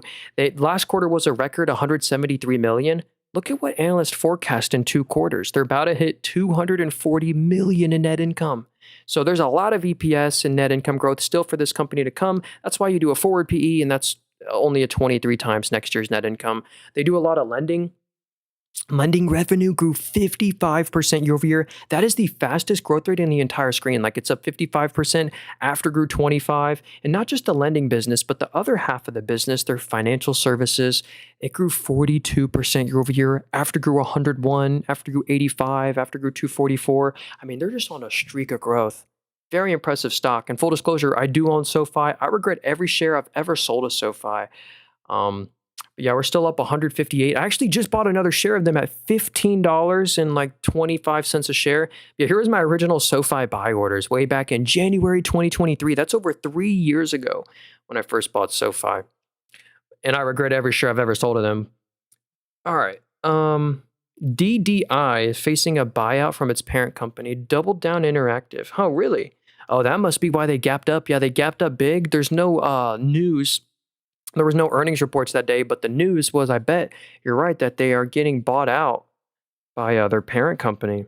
So, a 4.8 forward PE. Oh, they're in this industry. You want to be careful with this industry. I can't talk about this industry on TikTok, but anyway, if you saw what they did there, I would be careful with that industry.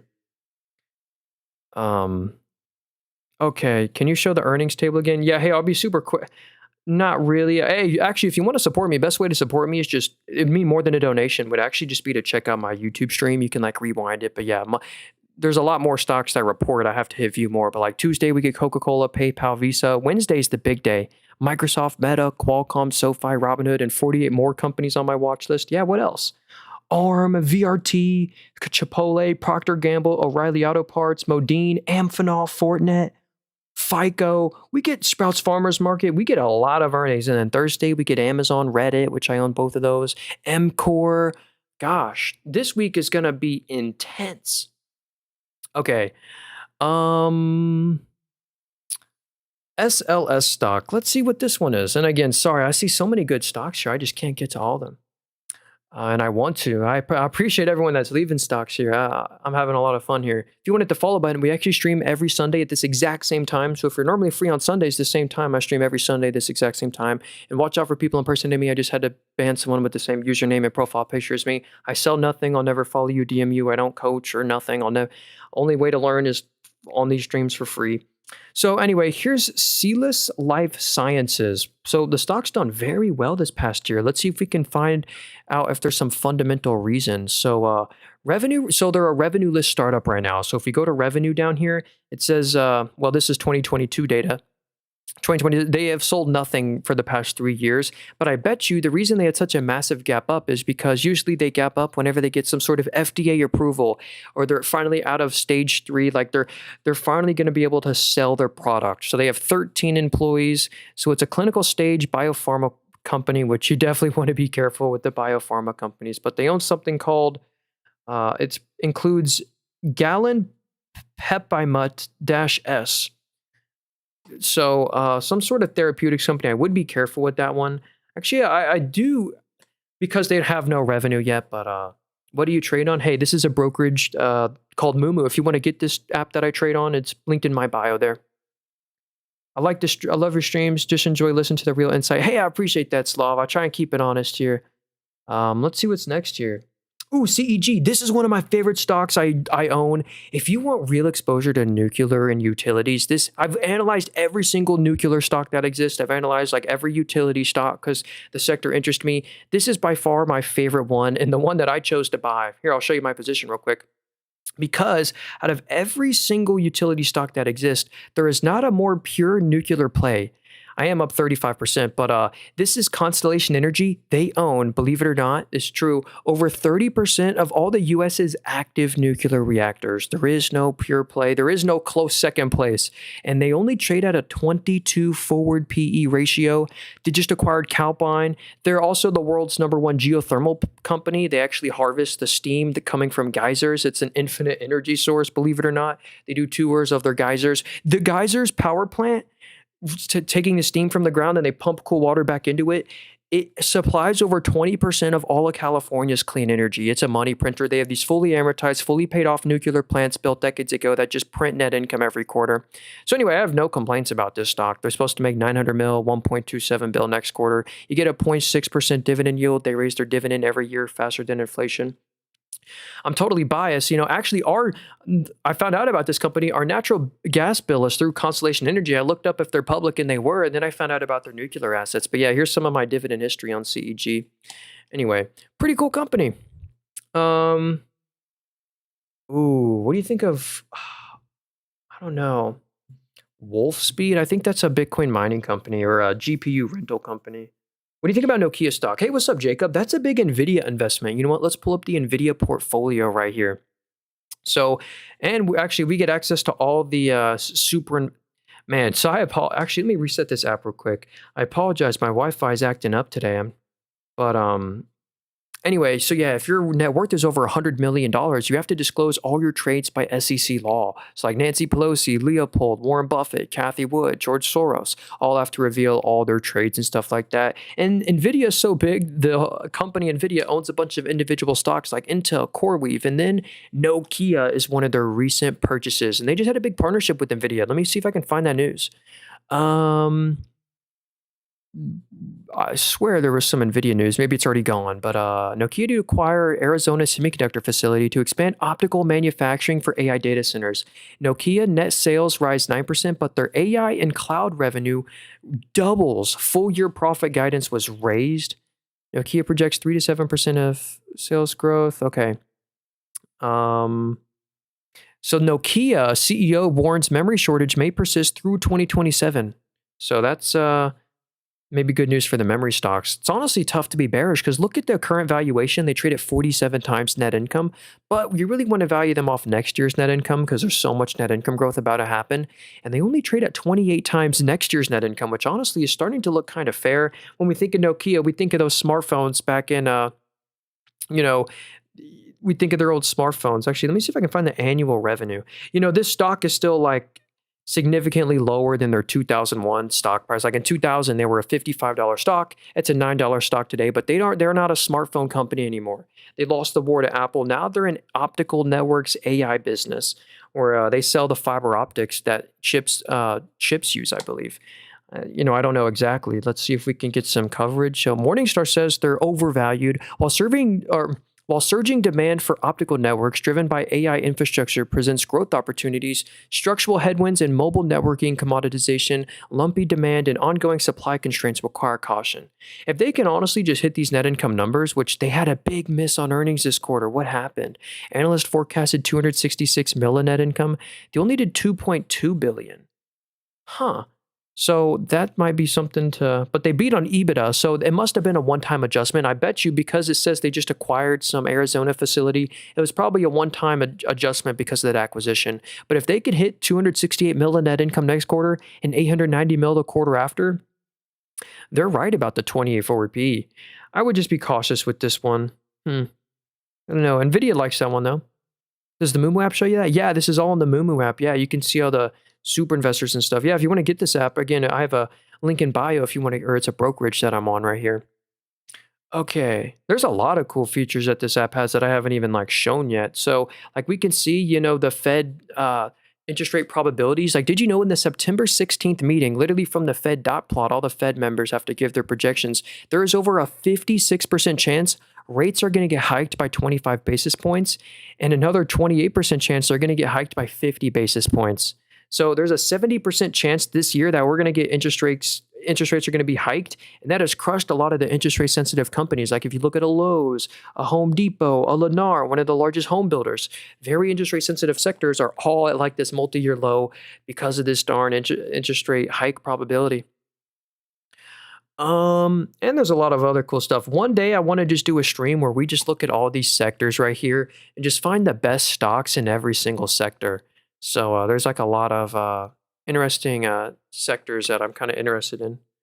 Okay, let's look at some more stocks here though. We'll look at a couple more. Sadly, I gotta go in a little bit, but I stream every Sunday at this exact same time. Okay, how about IB? Okay, let's do IBM, and then we'll try and get to OMCL. I'm so behind. I see Oklo. What happens is, yeah, hey, again, I'm on a brokerage. If you want to get this brokerage, I'm on right now. It's linked in bio. So here's IBM stock right here. They are falling because they are primarily a software stock. And if you look at any software stock like ServiceNow, Salesforce, Adobe, they're all struggling. And yeah, so analysts cut IBM price targets following their Q2 miss and guidance reductions. So whenever a company lowers their guidance, that's not great. IBM reports revenue miss, cuts full year growth outlook as mainframe sales plunge 42%. IBM issues profit warning ahead of results, cites AI threat to software business and legacy offerings. Law firm launches security investigation at IBM over Q2 revenue shortfall and mainframe performance disclosures.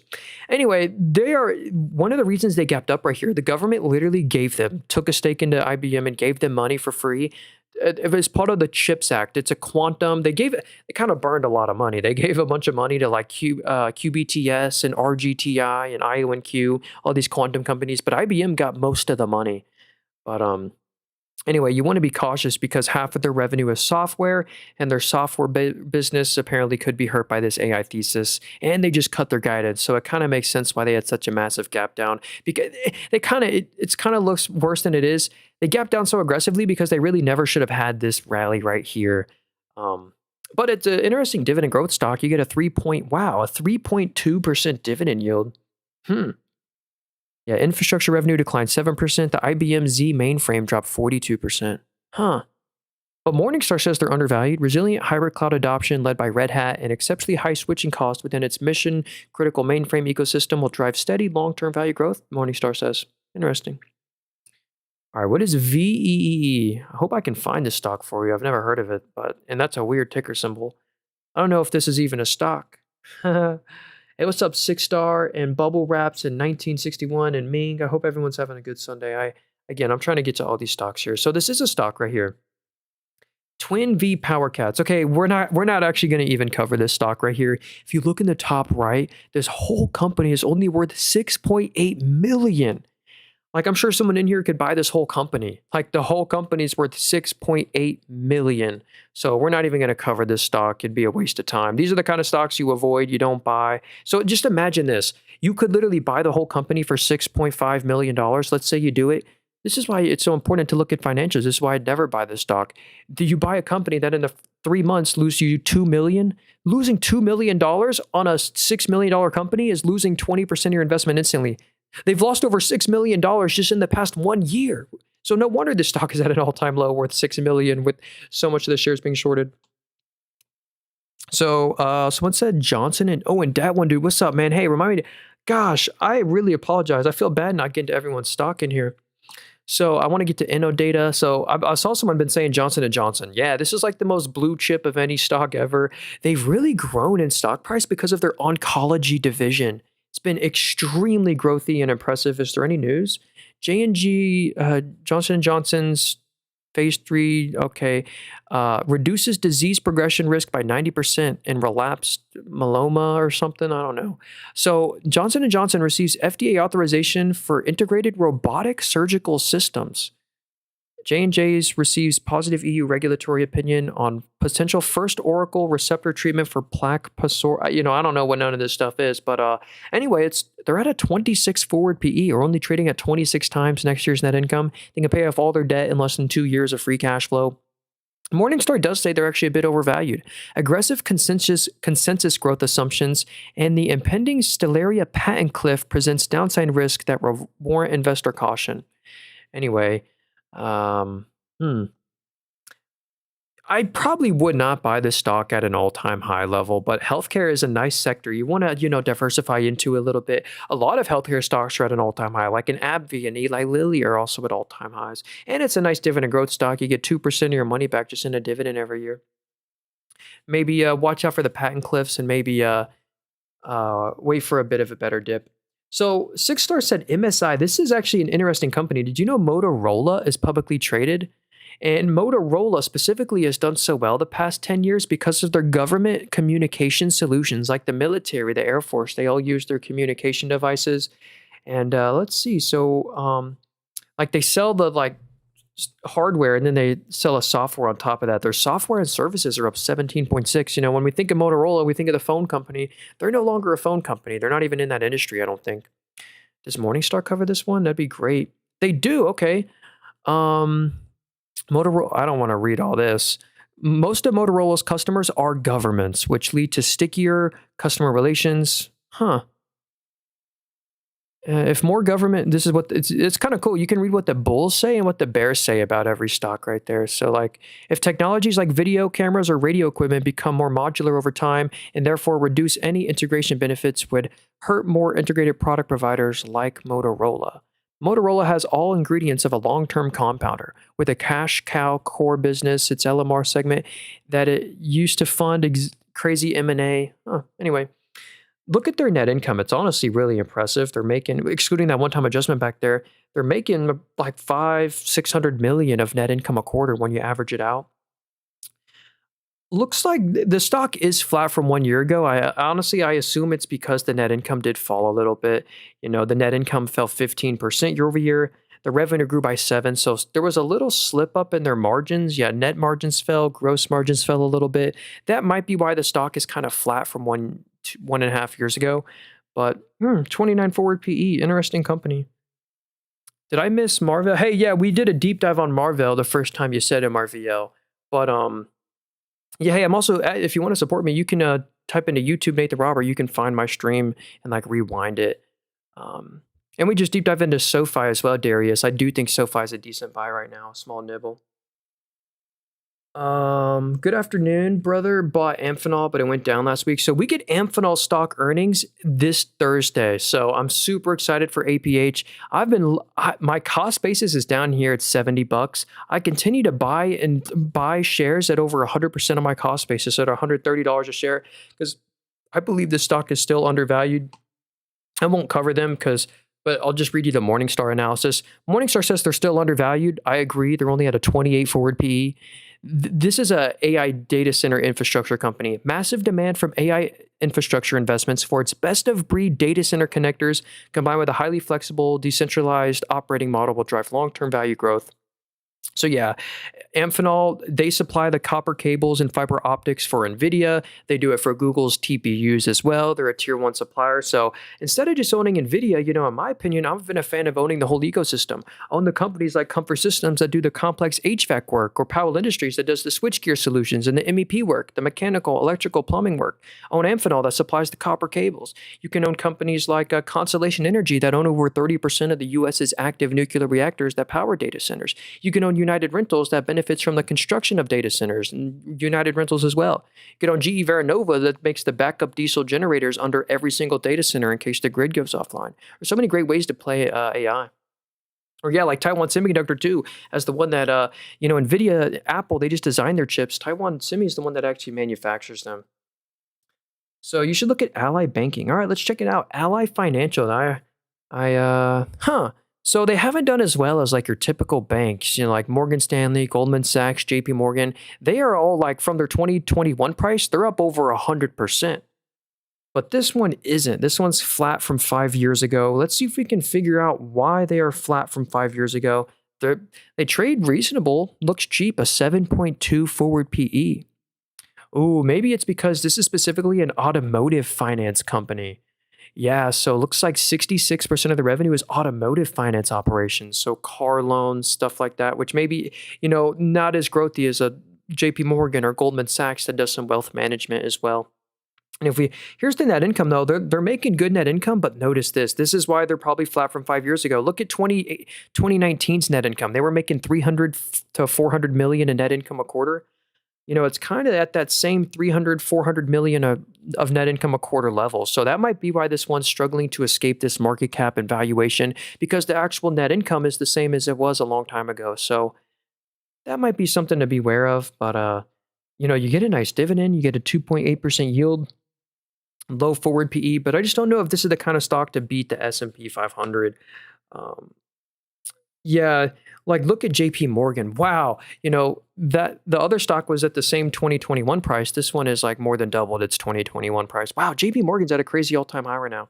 I actually, if you like that sector, the stock I just bought literally for the first time ever could be a good alternative is Citigroup, ticker symbol C. You get a 2% dividend. They just announced they're going to buy back 15% of all the shares. They already bought back 8% of the shares that exist the past year, 11 forward PE, and they're in some growthier sectors, ticker symbol C, Citigroup. All right. Hey, you might get the chance to buy Amphenol stock. Maybe they'll dip on earnings. Hey, yeah, no problem there, Pale. Uh, yeah, hey, I was not live yesterday. I was a little busy. So Simon says OPTX. All right, let's see. This is Syntec Optics Holdings, one you want to be super cautious with because it's a micro cap. If you look in the top right, they're only worth 280 million. That's just such a tiny company. Like hard to take this one serious, you know what I mean? Or you definitely don't want to trust any meaningful amount of money in this stock. Yeah, look, the revenue was 6 million this quarter, and look, it actually declined 7.8% year over year. So like the sales, the lifeblood of the company is actually declining year over year. Yeah, look at that. The sales were higher in 2023. They're losing net income every quarter. So I can see why this stock is only worth 200 million and the revenue's not growing. We're just not going to cover them. I'd be super careful. So next up, what's up, Forky says ISRG. This is a hospital robotics company. Very fascinating. They make like those MRI scanning machines as well. I think there's two reasons they fall. One is just evaluation normalization. What's the other news? Let's see. ISRG prevents 5-layer AI framework. Okay. Live telesurgery demonstration at a conference. Anyway. So if we look at the stock, they're on a massive downtrend. I actually love this stock right here. And that even on this massive downtrend, here's why I think they had this big downtrend. They're still at a 34 forward PE or 34 times next year's net income. That might still be a slight bit expensive, but here's what I love about this stock. So they mainly sell these medical instruments and accessories. That grew 17%. Then they actually service these machines. It makes a nice reoccurring business. That grew 20% year over year. Like, look, here's the super impressive metric. If we just zoom out on the revenue over time, this is what you want to see for a growth stock that doesn't pay a dividend. Revenue just hits a new record every quarter, not just revenue, but after-tax net income as well. They are the most profitable they have ever been by far. And I'm about to show you something even better. They have a monster balance sheet, monster balance sheet. They have 5.2 billion of cash and literally zero debt. They don't owe anyone any money. So what are they doing with $5 billion of cash? Because they're not just sitting on there doing nothing with it. It is milking 1 to 3 week treasury bills. They made $82 million of just interest on their cash. And that goes straight to the bottom line. Costs nothing when you just earn free interest on your cash pile. So anyway, honestly, I really like this stock. I can see why they're on a downtrend. It's not because of some huge fundamental miss. Like they literally quadruple beat. They beat on revenue this quarter. They beat on net income, beat on EPS, and even beat on EBITDA. So it wasn't like some one-time gap accounting fluke. They genuinely beat on every metric. It's just a valuation normalization, I think. And honestly, now could be the time to potentially buy the dip. I nibble. Now's not the time to go all in yet, given that forward PE. Worst case scenario, that like in a downtrend they could fall to like a 28 forward PE, but they are the cheapest they've ever traded at. Okay. You're acting as if fundamentals matter. The fundamentals definitely matter, and that's what moves the long-term charts. I don't know if you mean technical analysis, but like a bad financial report can throw off any sort of technical analysis chart. There's a reason Tesla just gapped down a big chunk. But yeah, fundamentals is what moves stocks in the long run. When they beat on analyst expectations, they gap up on earnings. It's long-term EPS view as well. It's long-term EPS and net income growth rate CAGR. That really moves stocks. And when they get revised higher, it's where you start to make money. Okay, look at a few more stocks here. Palantir. You know what? This stock is honestly, if you have never heard about Palantir, put this one on your watch list. I promise it'll impress you. But don't buy it yet. Maybe nibble, but now's not the time to buy this one meaningfully yet. Let me share with you why this has the DNA of a multi-bagger, in my opinion, and huge L's. I actually sold all my Palantir at $8 a share, and it's $122 a share today. One of my biggest regrets. But anyway, if we look at where does the Palantir's revenue come from? Half the revenue comes from the government. So many police stations, the Pentagon, the U.S. Air Force, the military all use Palantir. And that business grew 76% year over year. After grew 45, after grew 22. That is the fastest growth rate in years. Actually, the fastest growth rate like ever. So their growth rate is literally reaccelerating. The growth rate is picking up, and not just the government side, but also this is the growthiest side, the commercial business with S&P 500 companies like Google and GE Aerospace. That grew 95% year over year, also the fastest growth rate on the entire screen. Palantir has the best AI solutions for your data. Like there's this example, like an ice cream shop. It'll tell you like how many employees you need each day, and like one day it's like, oh, you actually are going to want to have more employees than normal this day because, oh, there's there's a bunch of soccer games that get off and you should get more customers. Like it's fascinating what they do. An actual real use for your data. And they're a money printer. They crush. Look, dude, they basically collect royalties. They had a 53% net margin this quarter. For every $100 that comes in, they keep $53 after tax. And the orange line is what analysts project. The blue line is what they actually report. They beat on net income for the past 3 quarters in a row, beat on revenue. They beat on every metric every quarter, expanding margins and a fortress balance sheet. Palantir has literally zero debt, $8 billion of cash. That takes a ton of risk off the table. When you literally have no debt, $8 billion of cash, it gives you options. You can buy back your own stock. You can pay a dividend. You can do acquisitions all without having to dilute shareholders or issue debt. That's why I love profitable free cash flow money printers. Been holding since 2021, learned from Tesla selling too early. Yeah, that's actually why I made this portfolio right here. If you look in the top left, I call it buy and never sell portfolio because once I buy a stock in here, I don't ever sell it. I don't even trim. It's definitely been tempting sometimes. Like I'm up 800%, 16K on this one stock, but I've chose to never, ever sell anything in there. Of course, all my other portfolios, I have different strategies, but like check out this huge L right here. Here is my Palantir position. Palantir is $122 a share today. I sold my Palantir at $8.29. I sold it for like a 20% profit. How stupid. And actually, my biggest regrets aren't buying trash companies. It's actually been selling out of great ones before the huge rally, like Robinhood. I sold all my shares, or most of them, at 36 a share. Robinhood's $94 a share today. Dave as well. I sold my Dave at 272. It's 402. So, sometimes you never expect how high some stocks can go. All right. So next up, oh gosh. Um, Hey, do you mean GE Veranova? Uh, ALGN. No one wants straight teeth anymore. Oh, Align Technology. Is this like the Invisalign company? Huh. So, I remember Smile Direct Club when they went bankrupt. So this stock is lower than their 2017 stock price. Let's see if we can figure out what happened here. They're making a lot of money every quarter. Like they're still making easily over like 100 million of net. Well, yeah, if you average it out, they're making like 100 million in net income a quarter. Let me go to their website. I wonder if they own. Yeah, they own Invisalign. So this is the company that owns Invisalign. Very interesting there. So dental work, they have 2,300 active patents, 20 plus global employees. Huh, 2,300 active patents. Interesting there. So maybe no one else can do what they do. They're at a 19 forward PE. So clear aligner. Anyway, hopefully that was kind of helpful. They're going to make 130 mil next quarter, 150 mil the quarter after. It's honestly not too shabby. How's the revenue? So the revenue, like the lifeblood of the company, it's kind of the growth has been slow since 2020. Like, revenue grows like low to mid single digits. Like it's up 6%, but that's after it fell 2%. So honestly, it's actually better than I thought.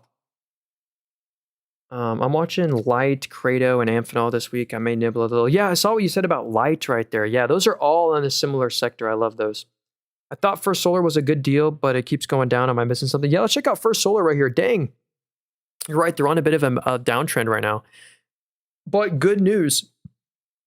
Do not sell yet. Also, if you look at any sort of AI like tech stock, they almost look identical, like Google, Amazon, and Amphenol. They all have like the same downtrend this past 2 weeks. But First Solar is my favorite solar play. If I wanted exposure to solar out of every solar stock that exists between Enphase and stuff, this is by far the best one fundamentally and my favorite, and it's the cheapest. So let's check this out right here. They trade at 13 times net income and only 10 times next year's net income. So maybe this is a commoditized industry, solar panels, maybe anyone can sell them, but look at this consistent net income.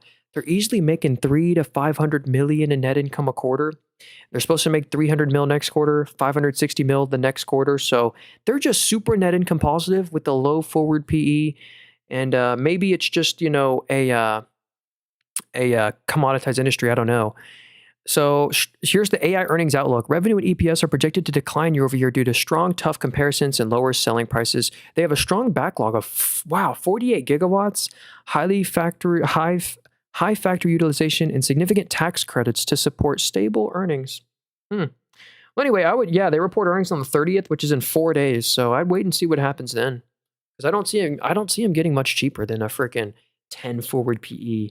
Hey, Monkey D. Luffy. InnoData is next. That is the very next stock. I got you. After GE Veranova. So, yeah, Ali said GE Veranova. This is the company that benefits from data center construction. So under every single data center that's constructed are 2 backup diesel generators in case the actual electricity grid goes offline. It costs data centers millions of dollars a second. All these data centers, their selling point is their uptime. Like AWS's are up 99.9999% of the year. They can't afford to go offline ever. So basically, whenever the grid goes down, they need these diesel generators. And right now, they're in the most demand they've ever been. Morningstar actually says they're fairly valued. A massive gas power backlog driven by the multi-year electrical supercycle and surging AI data center demand will support long-term revenue and margin expansion. Yeah, they're supposed to make 1.2 bill next quarter, 1.7 bill the quarter after. You really should look at EBIT to understand their growth. Basically, net income is going to double year over year. So they've had some one-time adjustments. They don't actually trade at 29 times net income right now. So anyway, they have a huge backlog. I believe over a $300 to $400 billion backlog of orders. So anyway, I can see why this stock is at an all-time high right now. Is there any other news? Okay. Orders surge 88% to record 24 billion. Let me see if I can find the backlog. Okay. So AI data center demand with backlog reaching 176 billion. I wonder if that includes their entire backlog. Anyway, that's still a crazy backlog. GE Veranova gas turbine capacity sold out through 2030. That is insane. Their gas turbines are sold out through 2030. Targets higher, double their annual production. GE Veranova raises 2026 electrification and power segment guidance. Anyway, they're still a little expensive, but pure AI data center beneficiary, electrical supercycle beneficiary. So this is one of my favorite software stocks. I even decided to buy them in my Roth IRA. So here's my Roth IRA right here. We own only 10 shares. I honestly wish I've owned more. And I actually, when do they report earnings? I might actually buy a share like right now because I genuinely want to make Innodata a bigger size position. So this stock I am extremely bullish on. I think the analysts are wrong about these forecasts. So they just signed Palantir as a new customer. The reason they gapped up right here is because Palantir agreed to spend over $50 million in revenue a year on them. Their biggest customer right now is literally Google, Meta, Amazon, and Nvidia, and Microsoft. Those are all their top 5 customers. 5 of the Magnificent 7 are customers, and this is why I think they're going to continue to beat. Analysts expected $76 million in revenue. They did $90 million. That's not a little beat. That's a huge gap up beat. And not just on revenue, but this net income beat was insane. They expected 2.8 million. They did 14 million. And that wasn't some gap accounting fluke. Even on EBIT, they expected 3.6. They did 17 million. I can't believe this. And if they beat this crazy this quarter, I almost bet money they're going to beat these next couple quarters by a significant amount. So this is one of my favorite like smaller cap companies. They're only worth 1.8 billion. And here's the thing, out of all the companies worth 1.8 billion dollars, I want to own the one with this sort of revenue growth, the one that has, 16% record net margins, making net income every quarter, actually has no net debt anymore, more cash than debt, and beating this crazy on estimates. I'm extremely bullish. Despite the 53 forward PE, I'm really bullish. So yeah, Innodata, I'm super excited for earnings. Redwire, if you feel like covering. Yeah, Redwire, I really don't want to cover. This is not one I'd really consider. They're too much of a money loser, but let's see if there's any good news. Redwire opens Indiana microgravity research facility. Okay. Here's the tough part about Redwire. This one's actually worth more than Innodata. Innodata we just saw was worth 1.8 billion. Well, this company is worth $2 billion.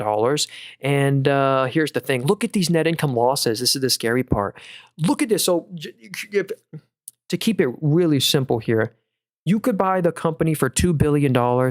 You're buying a company that over the past year, just this quarter, they lost 100 mil, 50, 80. They've lost over 200 million of net income in the past year. Actually like 250. But whenever you lose 200 million and your whole company's worth 2 billion, you lost over 10% of your entire investment, 10% of the entire company. The revenue growth is good though, but I believe the revenue growth is actually propped up from an acquisition that they did. Yeah, they bought a company. Well, hey, I wonder what that was. They bought a company for 160 million. That's what, the revenue growth was negative, but then they did that acquisition to bring back the growth. But the net income negativity scares me. How about free cash flow? Did they make free cash flow? Nope, they're free cash flow negative as well. I would be really cautious with this one. And they missed on estimates. They expected 104, they only did 96. They expected to lose 26 mil, they lost 76 mil. Yeah, that was a real loss too, even on EBIT. They were expected to lose 26, they lost 69 mil. So I think this is like a drone manufacturing company. Let's go to their website right quick. Former Merck and NASA leader brings strategic expertise to Space MD. Defense tech, space tech. So anyway, some sort of aerospace and defense company, but they're very far away from profitability. They don't make net income. Okay, we have a backlog though. So record backlog reached 491 million with a strong book-to-bill of 1.92, supported by major contract wins, including a 1.8 billion Space Force contract. That's actually really interesting. So yeah, defense segment surged 36 million from the Edge Autonomy acquisition, boosting overall growth. Anyway, I think the net income negativity is scaring investors and how much they're missing on earnings. So that's the only caution I have about them. They could still be good though. Ooh, someone said Visa. Yo, I actually do want to cover Visa. Is Bloom Energy a sell now if you're down a lot? Low key, I would kind of try and get out of Bloom Energy. The valuation is still insanely high, even on the slight dip. Actually, maybe we'll cover Bloom Energy after this. They beat on expectations every quarter though. So here's AMAT, Applied Materials. This is your international data center AI beneficiary. Every country is trying to build up their data centers and AI intelligence. China, here's where this company's revenue mostly comes from: China, Taiwan, Korea. Then the United States is only 10% of this revenue. So this is mainly an international AI play. And here's why they've done so good. If we look at this stock over time, they've done phenomenal because they keep beating on earnings. It's not just momentum, it's genuine beating on financials. Here's what the orange line is what the net income forecasts are by the S&P Global Analyst. The blue line is what they actually report. And notice every quarter they beat by a big chunk. They beat big on this quarter, last quarter, the previous quarter. So every quarter, even on revenue too, they're beating on expectations. So no wonder the stock has done so well. They're making billions in net income a quarter. And this is in US dollars as well. So yeah.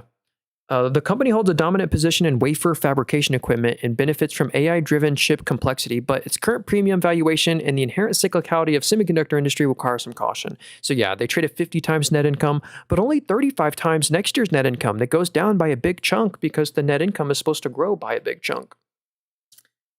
Hey, what's the ticker symbol for Boston Scientific? I feel like I've heard of that one before. Hey, yo, no way, dude. Joeish Mo, dude, thanks for that treasure gift there. Yo, if you got a stock you want me to look at, definitely let me know there, Joe. I greatly appreciate that gift. Never sell Visa. Yeah, real quick about Visa. If you have a Visa card, credit card, every time you swipe your card, you're paying little micro transaction fees that are, slowly bankrupting us, but they're making Visa a ton of money. I kid you not, Visa's net margin is a 53%. So for every $100 that comes in, Visa keeps after tax $53.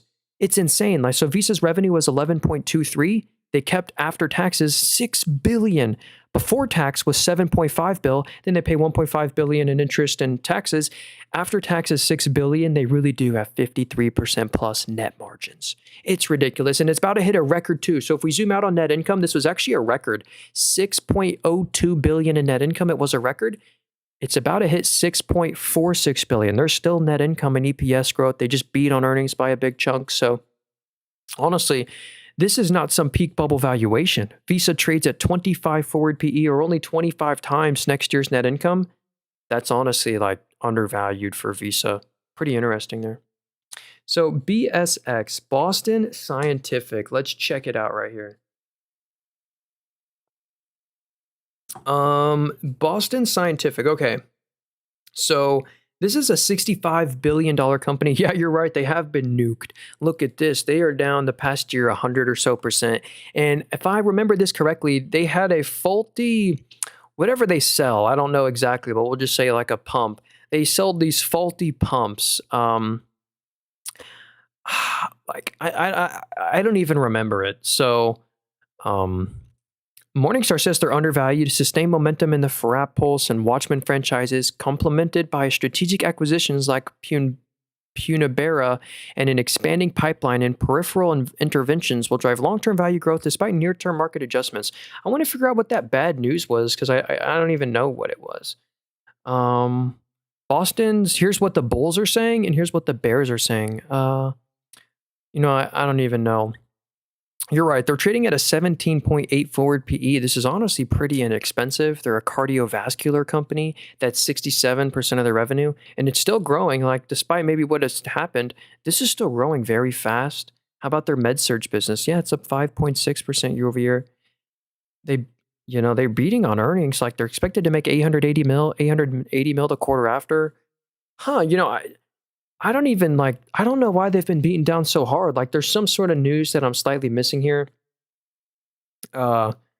Maybe someone in the chat knows what it is. But anyway, honestly, like, excluding it, like, whatever the fear was, fundamentals look great.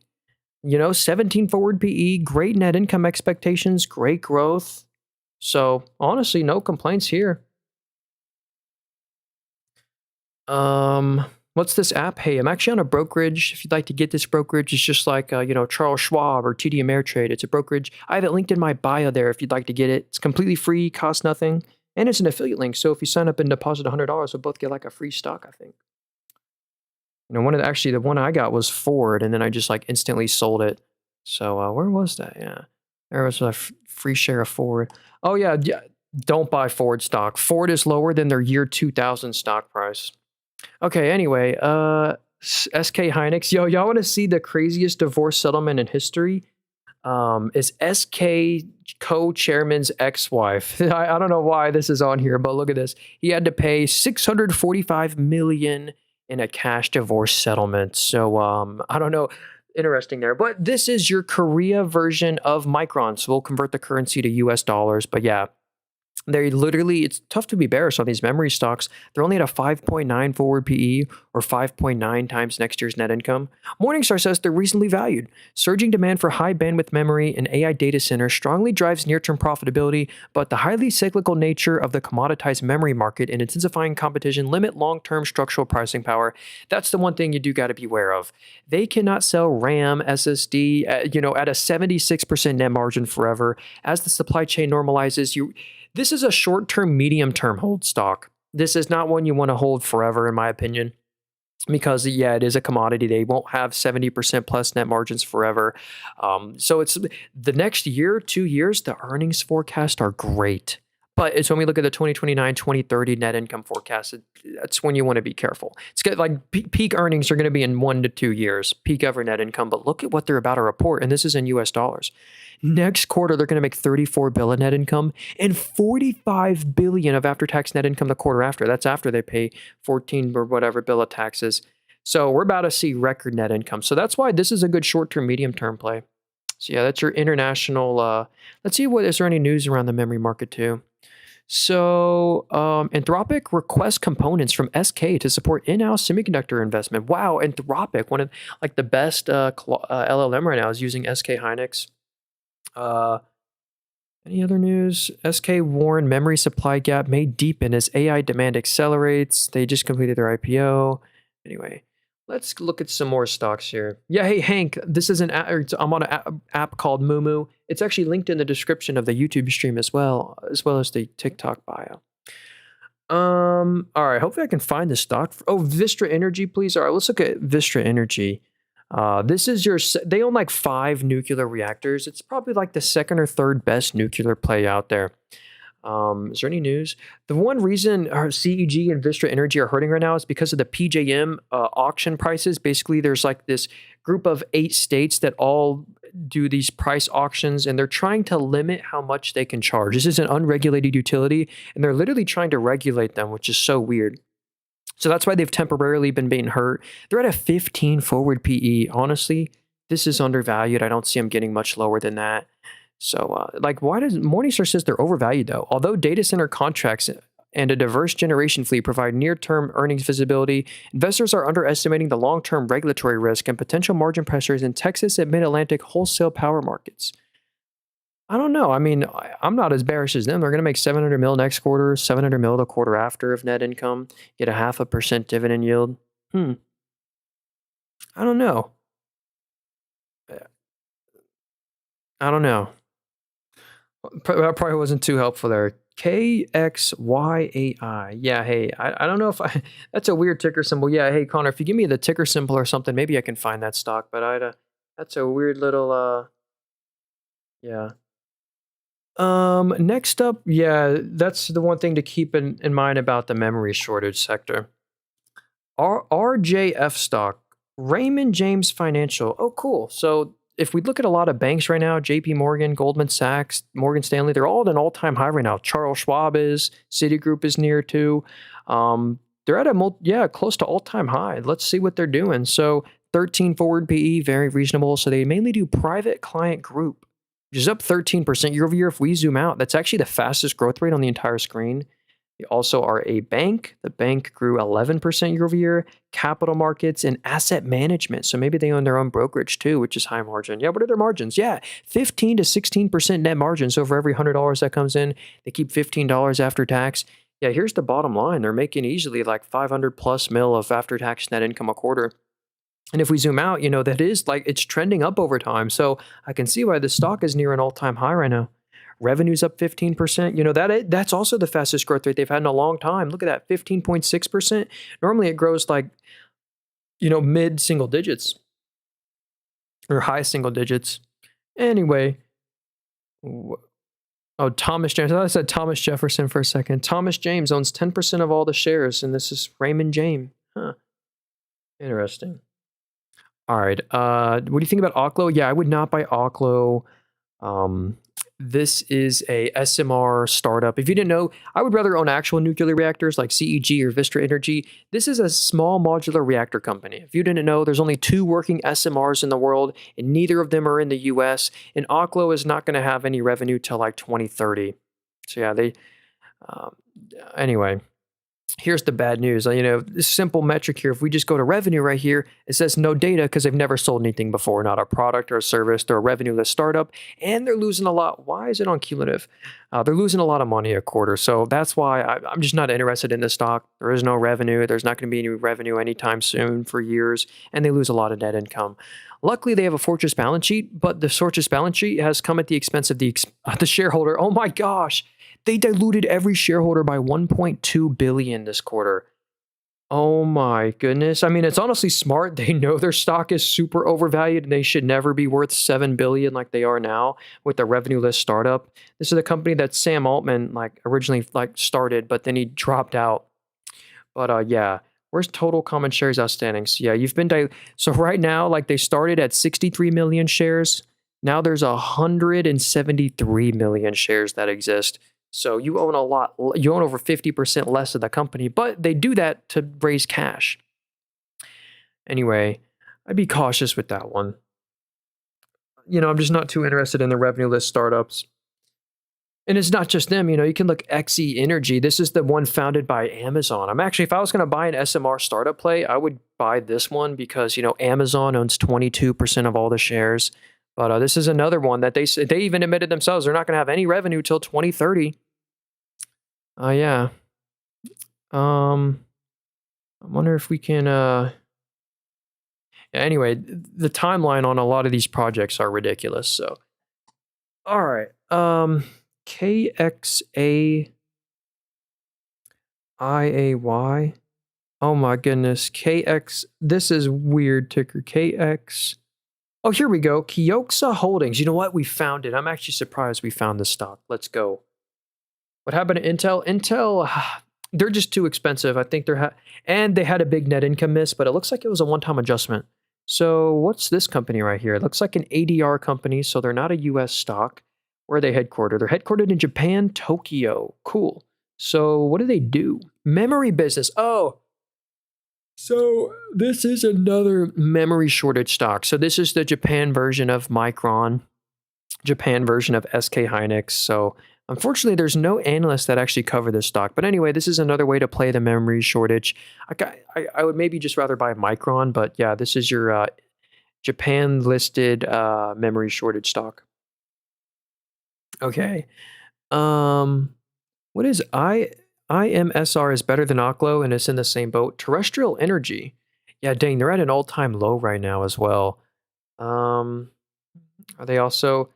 She looks like, well, yeah, they are a revenue-less startup. This is 2024. So they must have sold an asset. Yeah, there is... Well, here's the estimates. The estimates are they're supposed to stay revenue-less for a while. How about the net income losses? Yeah. But luckily, this is another one. They're like, oh, we know our stock's overvalued. Let's issue shares to fix this leverage issue. All right. Hey, what's up, Mitchell? Good to see you.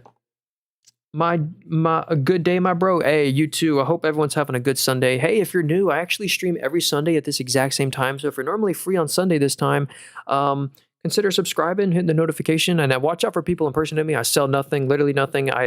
The only way to learn from me is watch the streams for free. I have no course, book. I don't coach or teach, literally nothing. Just on here giving my opinion. That's not financial advice. But someone said IBM, please. Hey, Josh, or Josh, dude, thanks again for the freaking huge Gate to Treasure gift and the roses. Let's cover IBM. There's a little bit of worry here from AI, like IBM issues profit warning ahead of Q2 results, cites AI threat to software business and legacy offerings. So their Z mainframe business, which is their main thing, declined a big chunk. Yeah, multiple analysts cut IBM price targets following Q2 miss and guidance reductions. They just lowered their guidance. Yeah, cuts full year growth outlook as mainframe sales plunge 42%. But here's what IBM CEO positions consulting business as key beneficiary of enterprise AI adoption. Anthropic Mythos creates multi-billion-dollar market opportunity.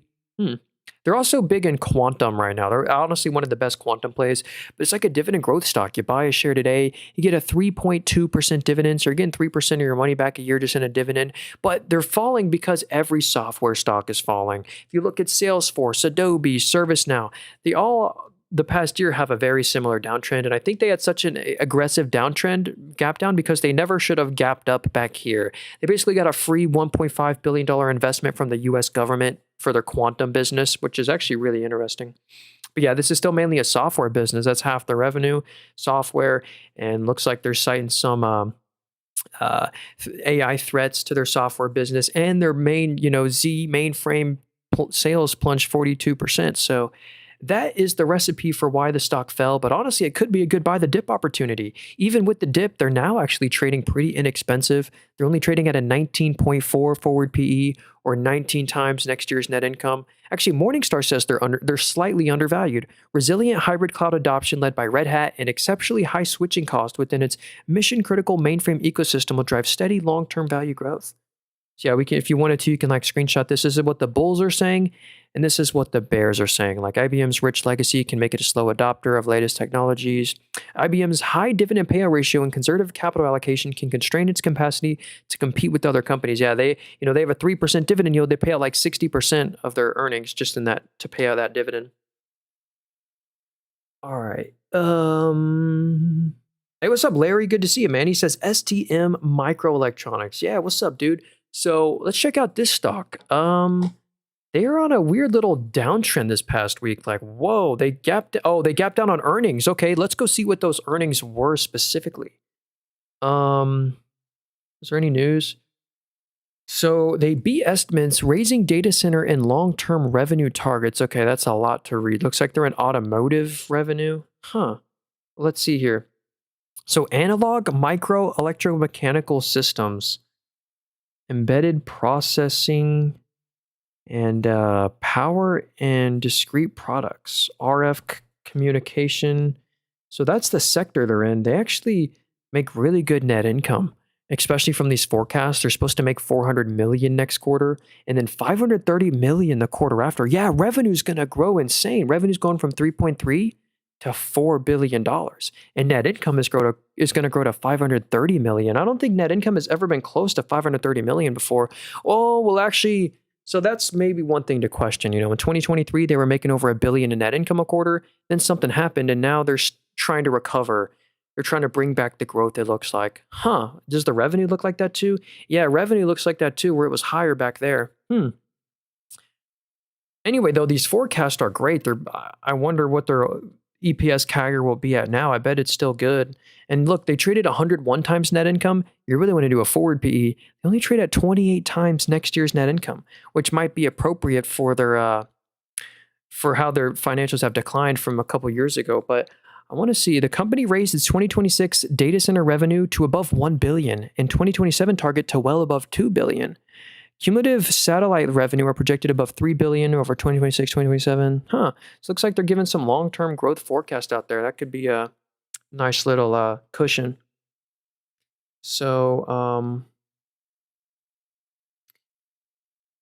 what do you look for when evaluating a company? I look for a lot of things, usually net income positivity, a high barrier to entry, a good moat, making net income, making free cash flow, expanding margins in an industry that, isn't slow growing.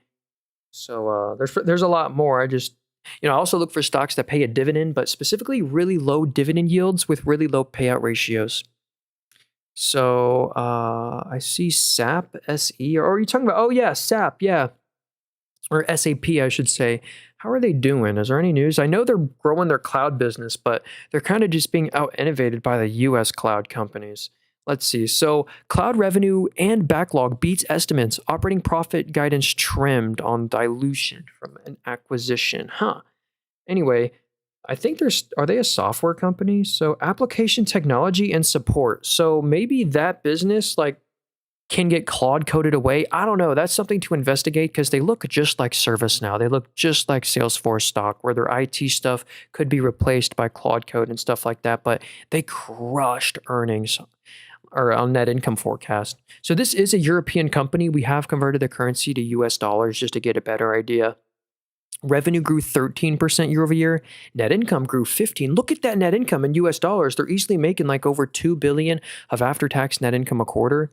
And they're at an 18.9 forward PE. That's honestly cheap. 19 forward PE. Morningstar says they're undervalued. A successful transition of its legacy user base to cloud ERP, highly sticky mission-critical enterprise software, and accelerating cloud backlog growth will drive long-term value growth. Honestly, yeah, it's like the cheapest they've ever been. Hmm.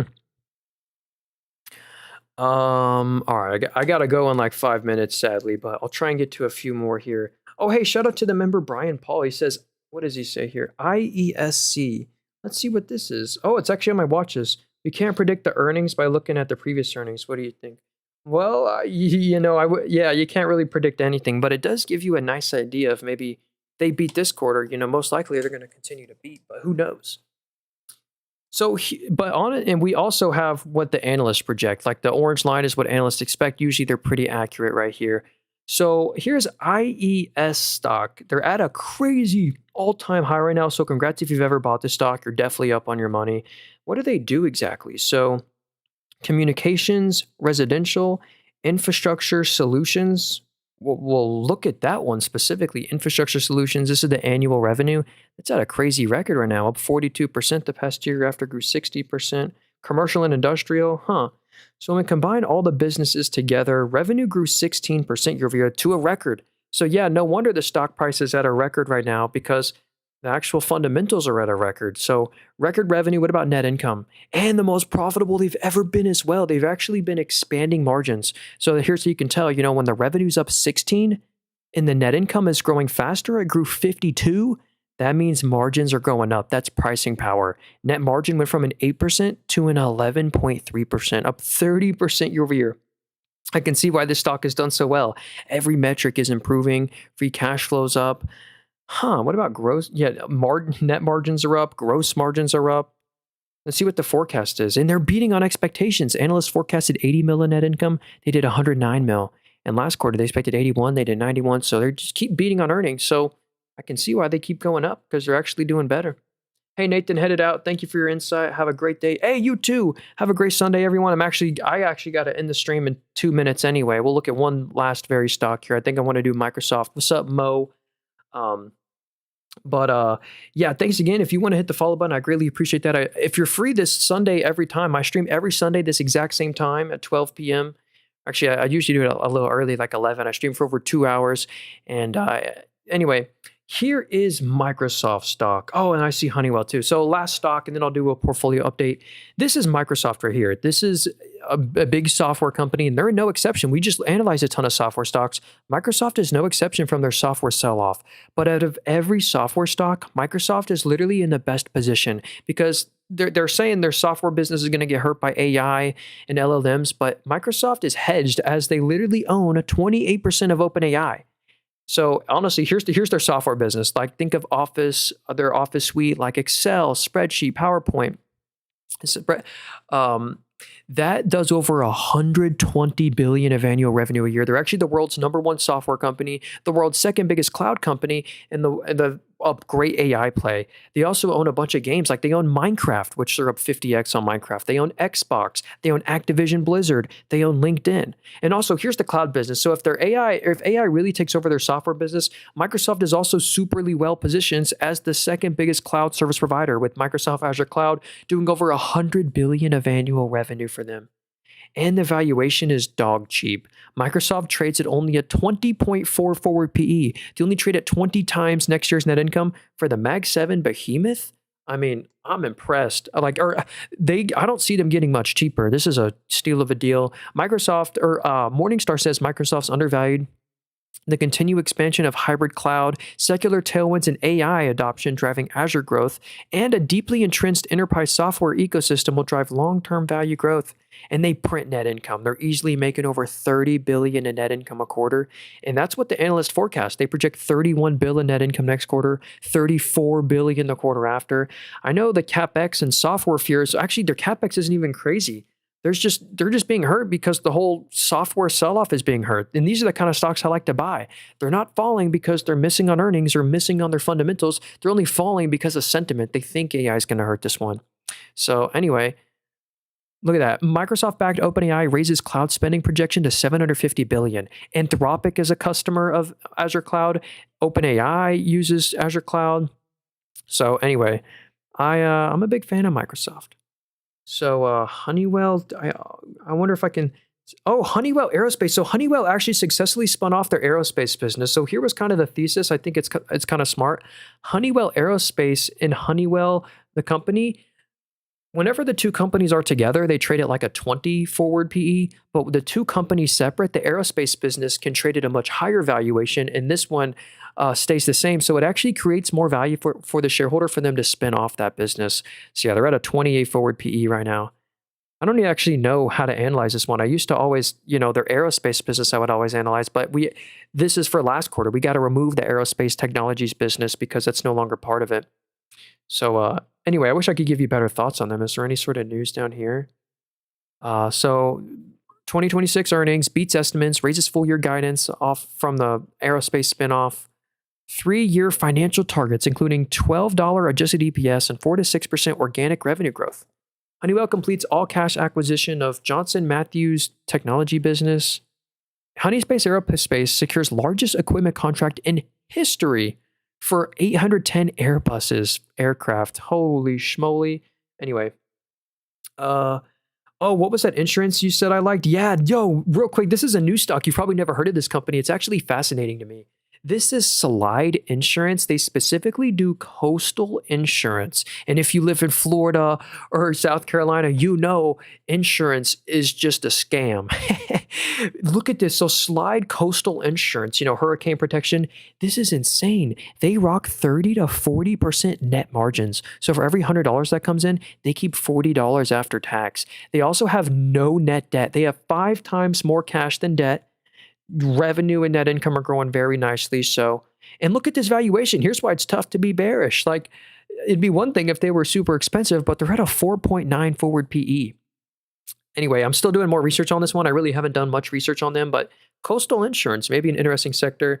So, I literally have to take classes how to use Microsoft. They're not going anywhere. I agree. I totally agree. So anyway, someone said Iris Energy. Sadly, do not buy Iris Energy. This is trash, sadly. This is a GPU rental company. If you're wondering what do, they own a ton of GPUs. What do these GPUs do right now? Well, most of the revenue is mining Bitcoin with those GPUs. And then the other portion of their business is renting out GPUs to cloud companies. This is a no barrier to entry, low moat, commoditized industry that loses money.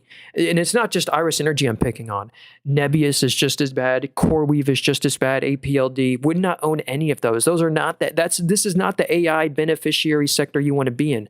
This is not the picks and shovels play. This is the one that is supporting NVIDIA as the picks and shovels play. They're just a big customer. And look at these net income forecasts. Like, they're supposed to lose 200 mil next quarter, 166 mil the quarter after. They have insanely negative free cash flow numbers. Personally, I just don't like to buy the big money losing companies with no free cash flow or super low or super far away from profitability, super far away from making positive free cash flow, no barrier to entry industry. One bad thing that sent the stock down is Meta is getting into this exact same industry because there's no barriers to entry. Meta finally said, all right, we have excess GPUs, so we're actually going to get into the NeoCloud business. We're going to rent out our extra GPUs. So that's more. Anyway, hope you guys have a great rest of your Sunday. I do gotta go. Yeah, exactly. No hurricanes equals super high margins. But when the hurricanes come back, I bet that would put a fear on them. But maybe that's priced into Slide Insurance.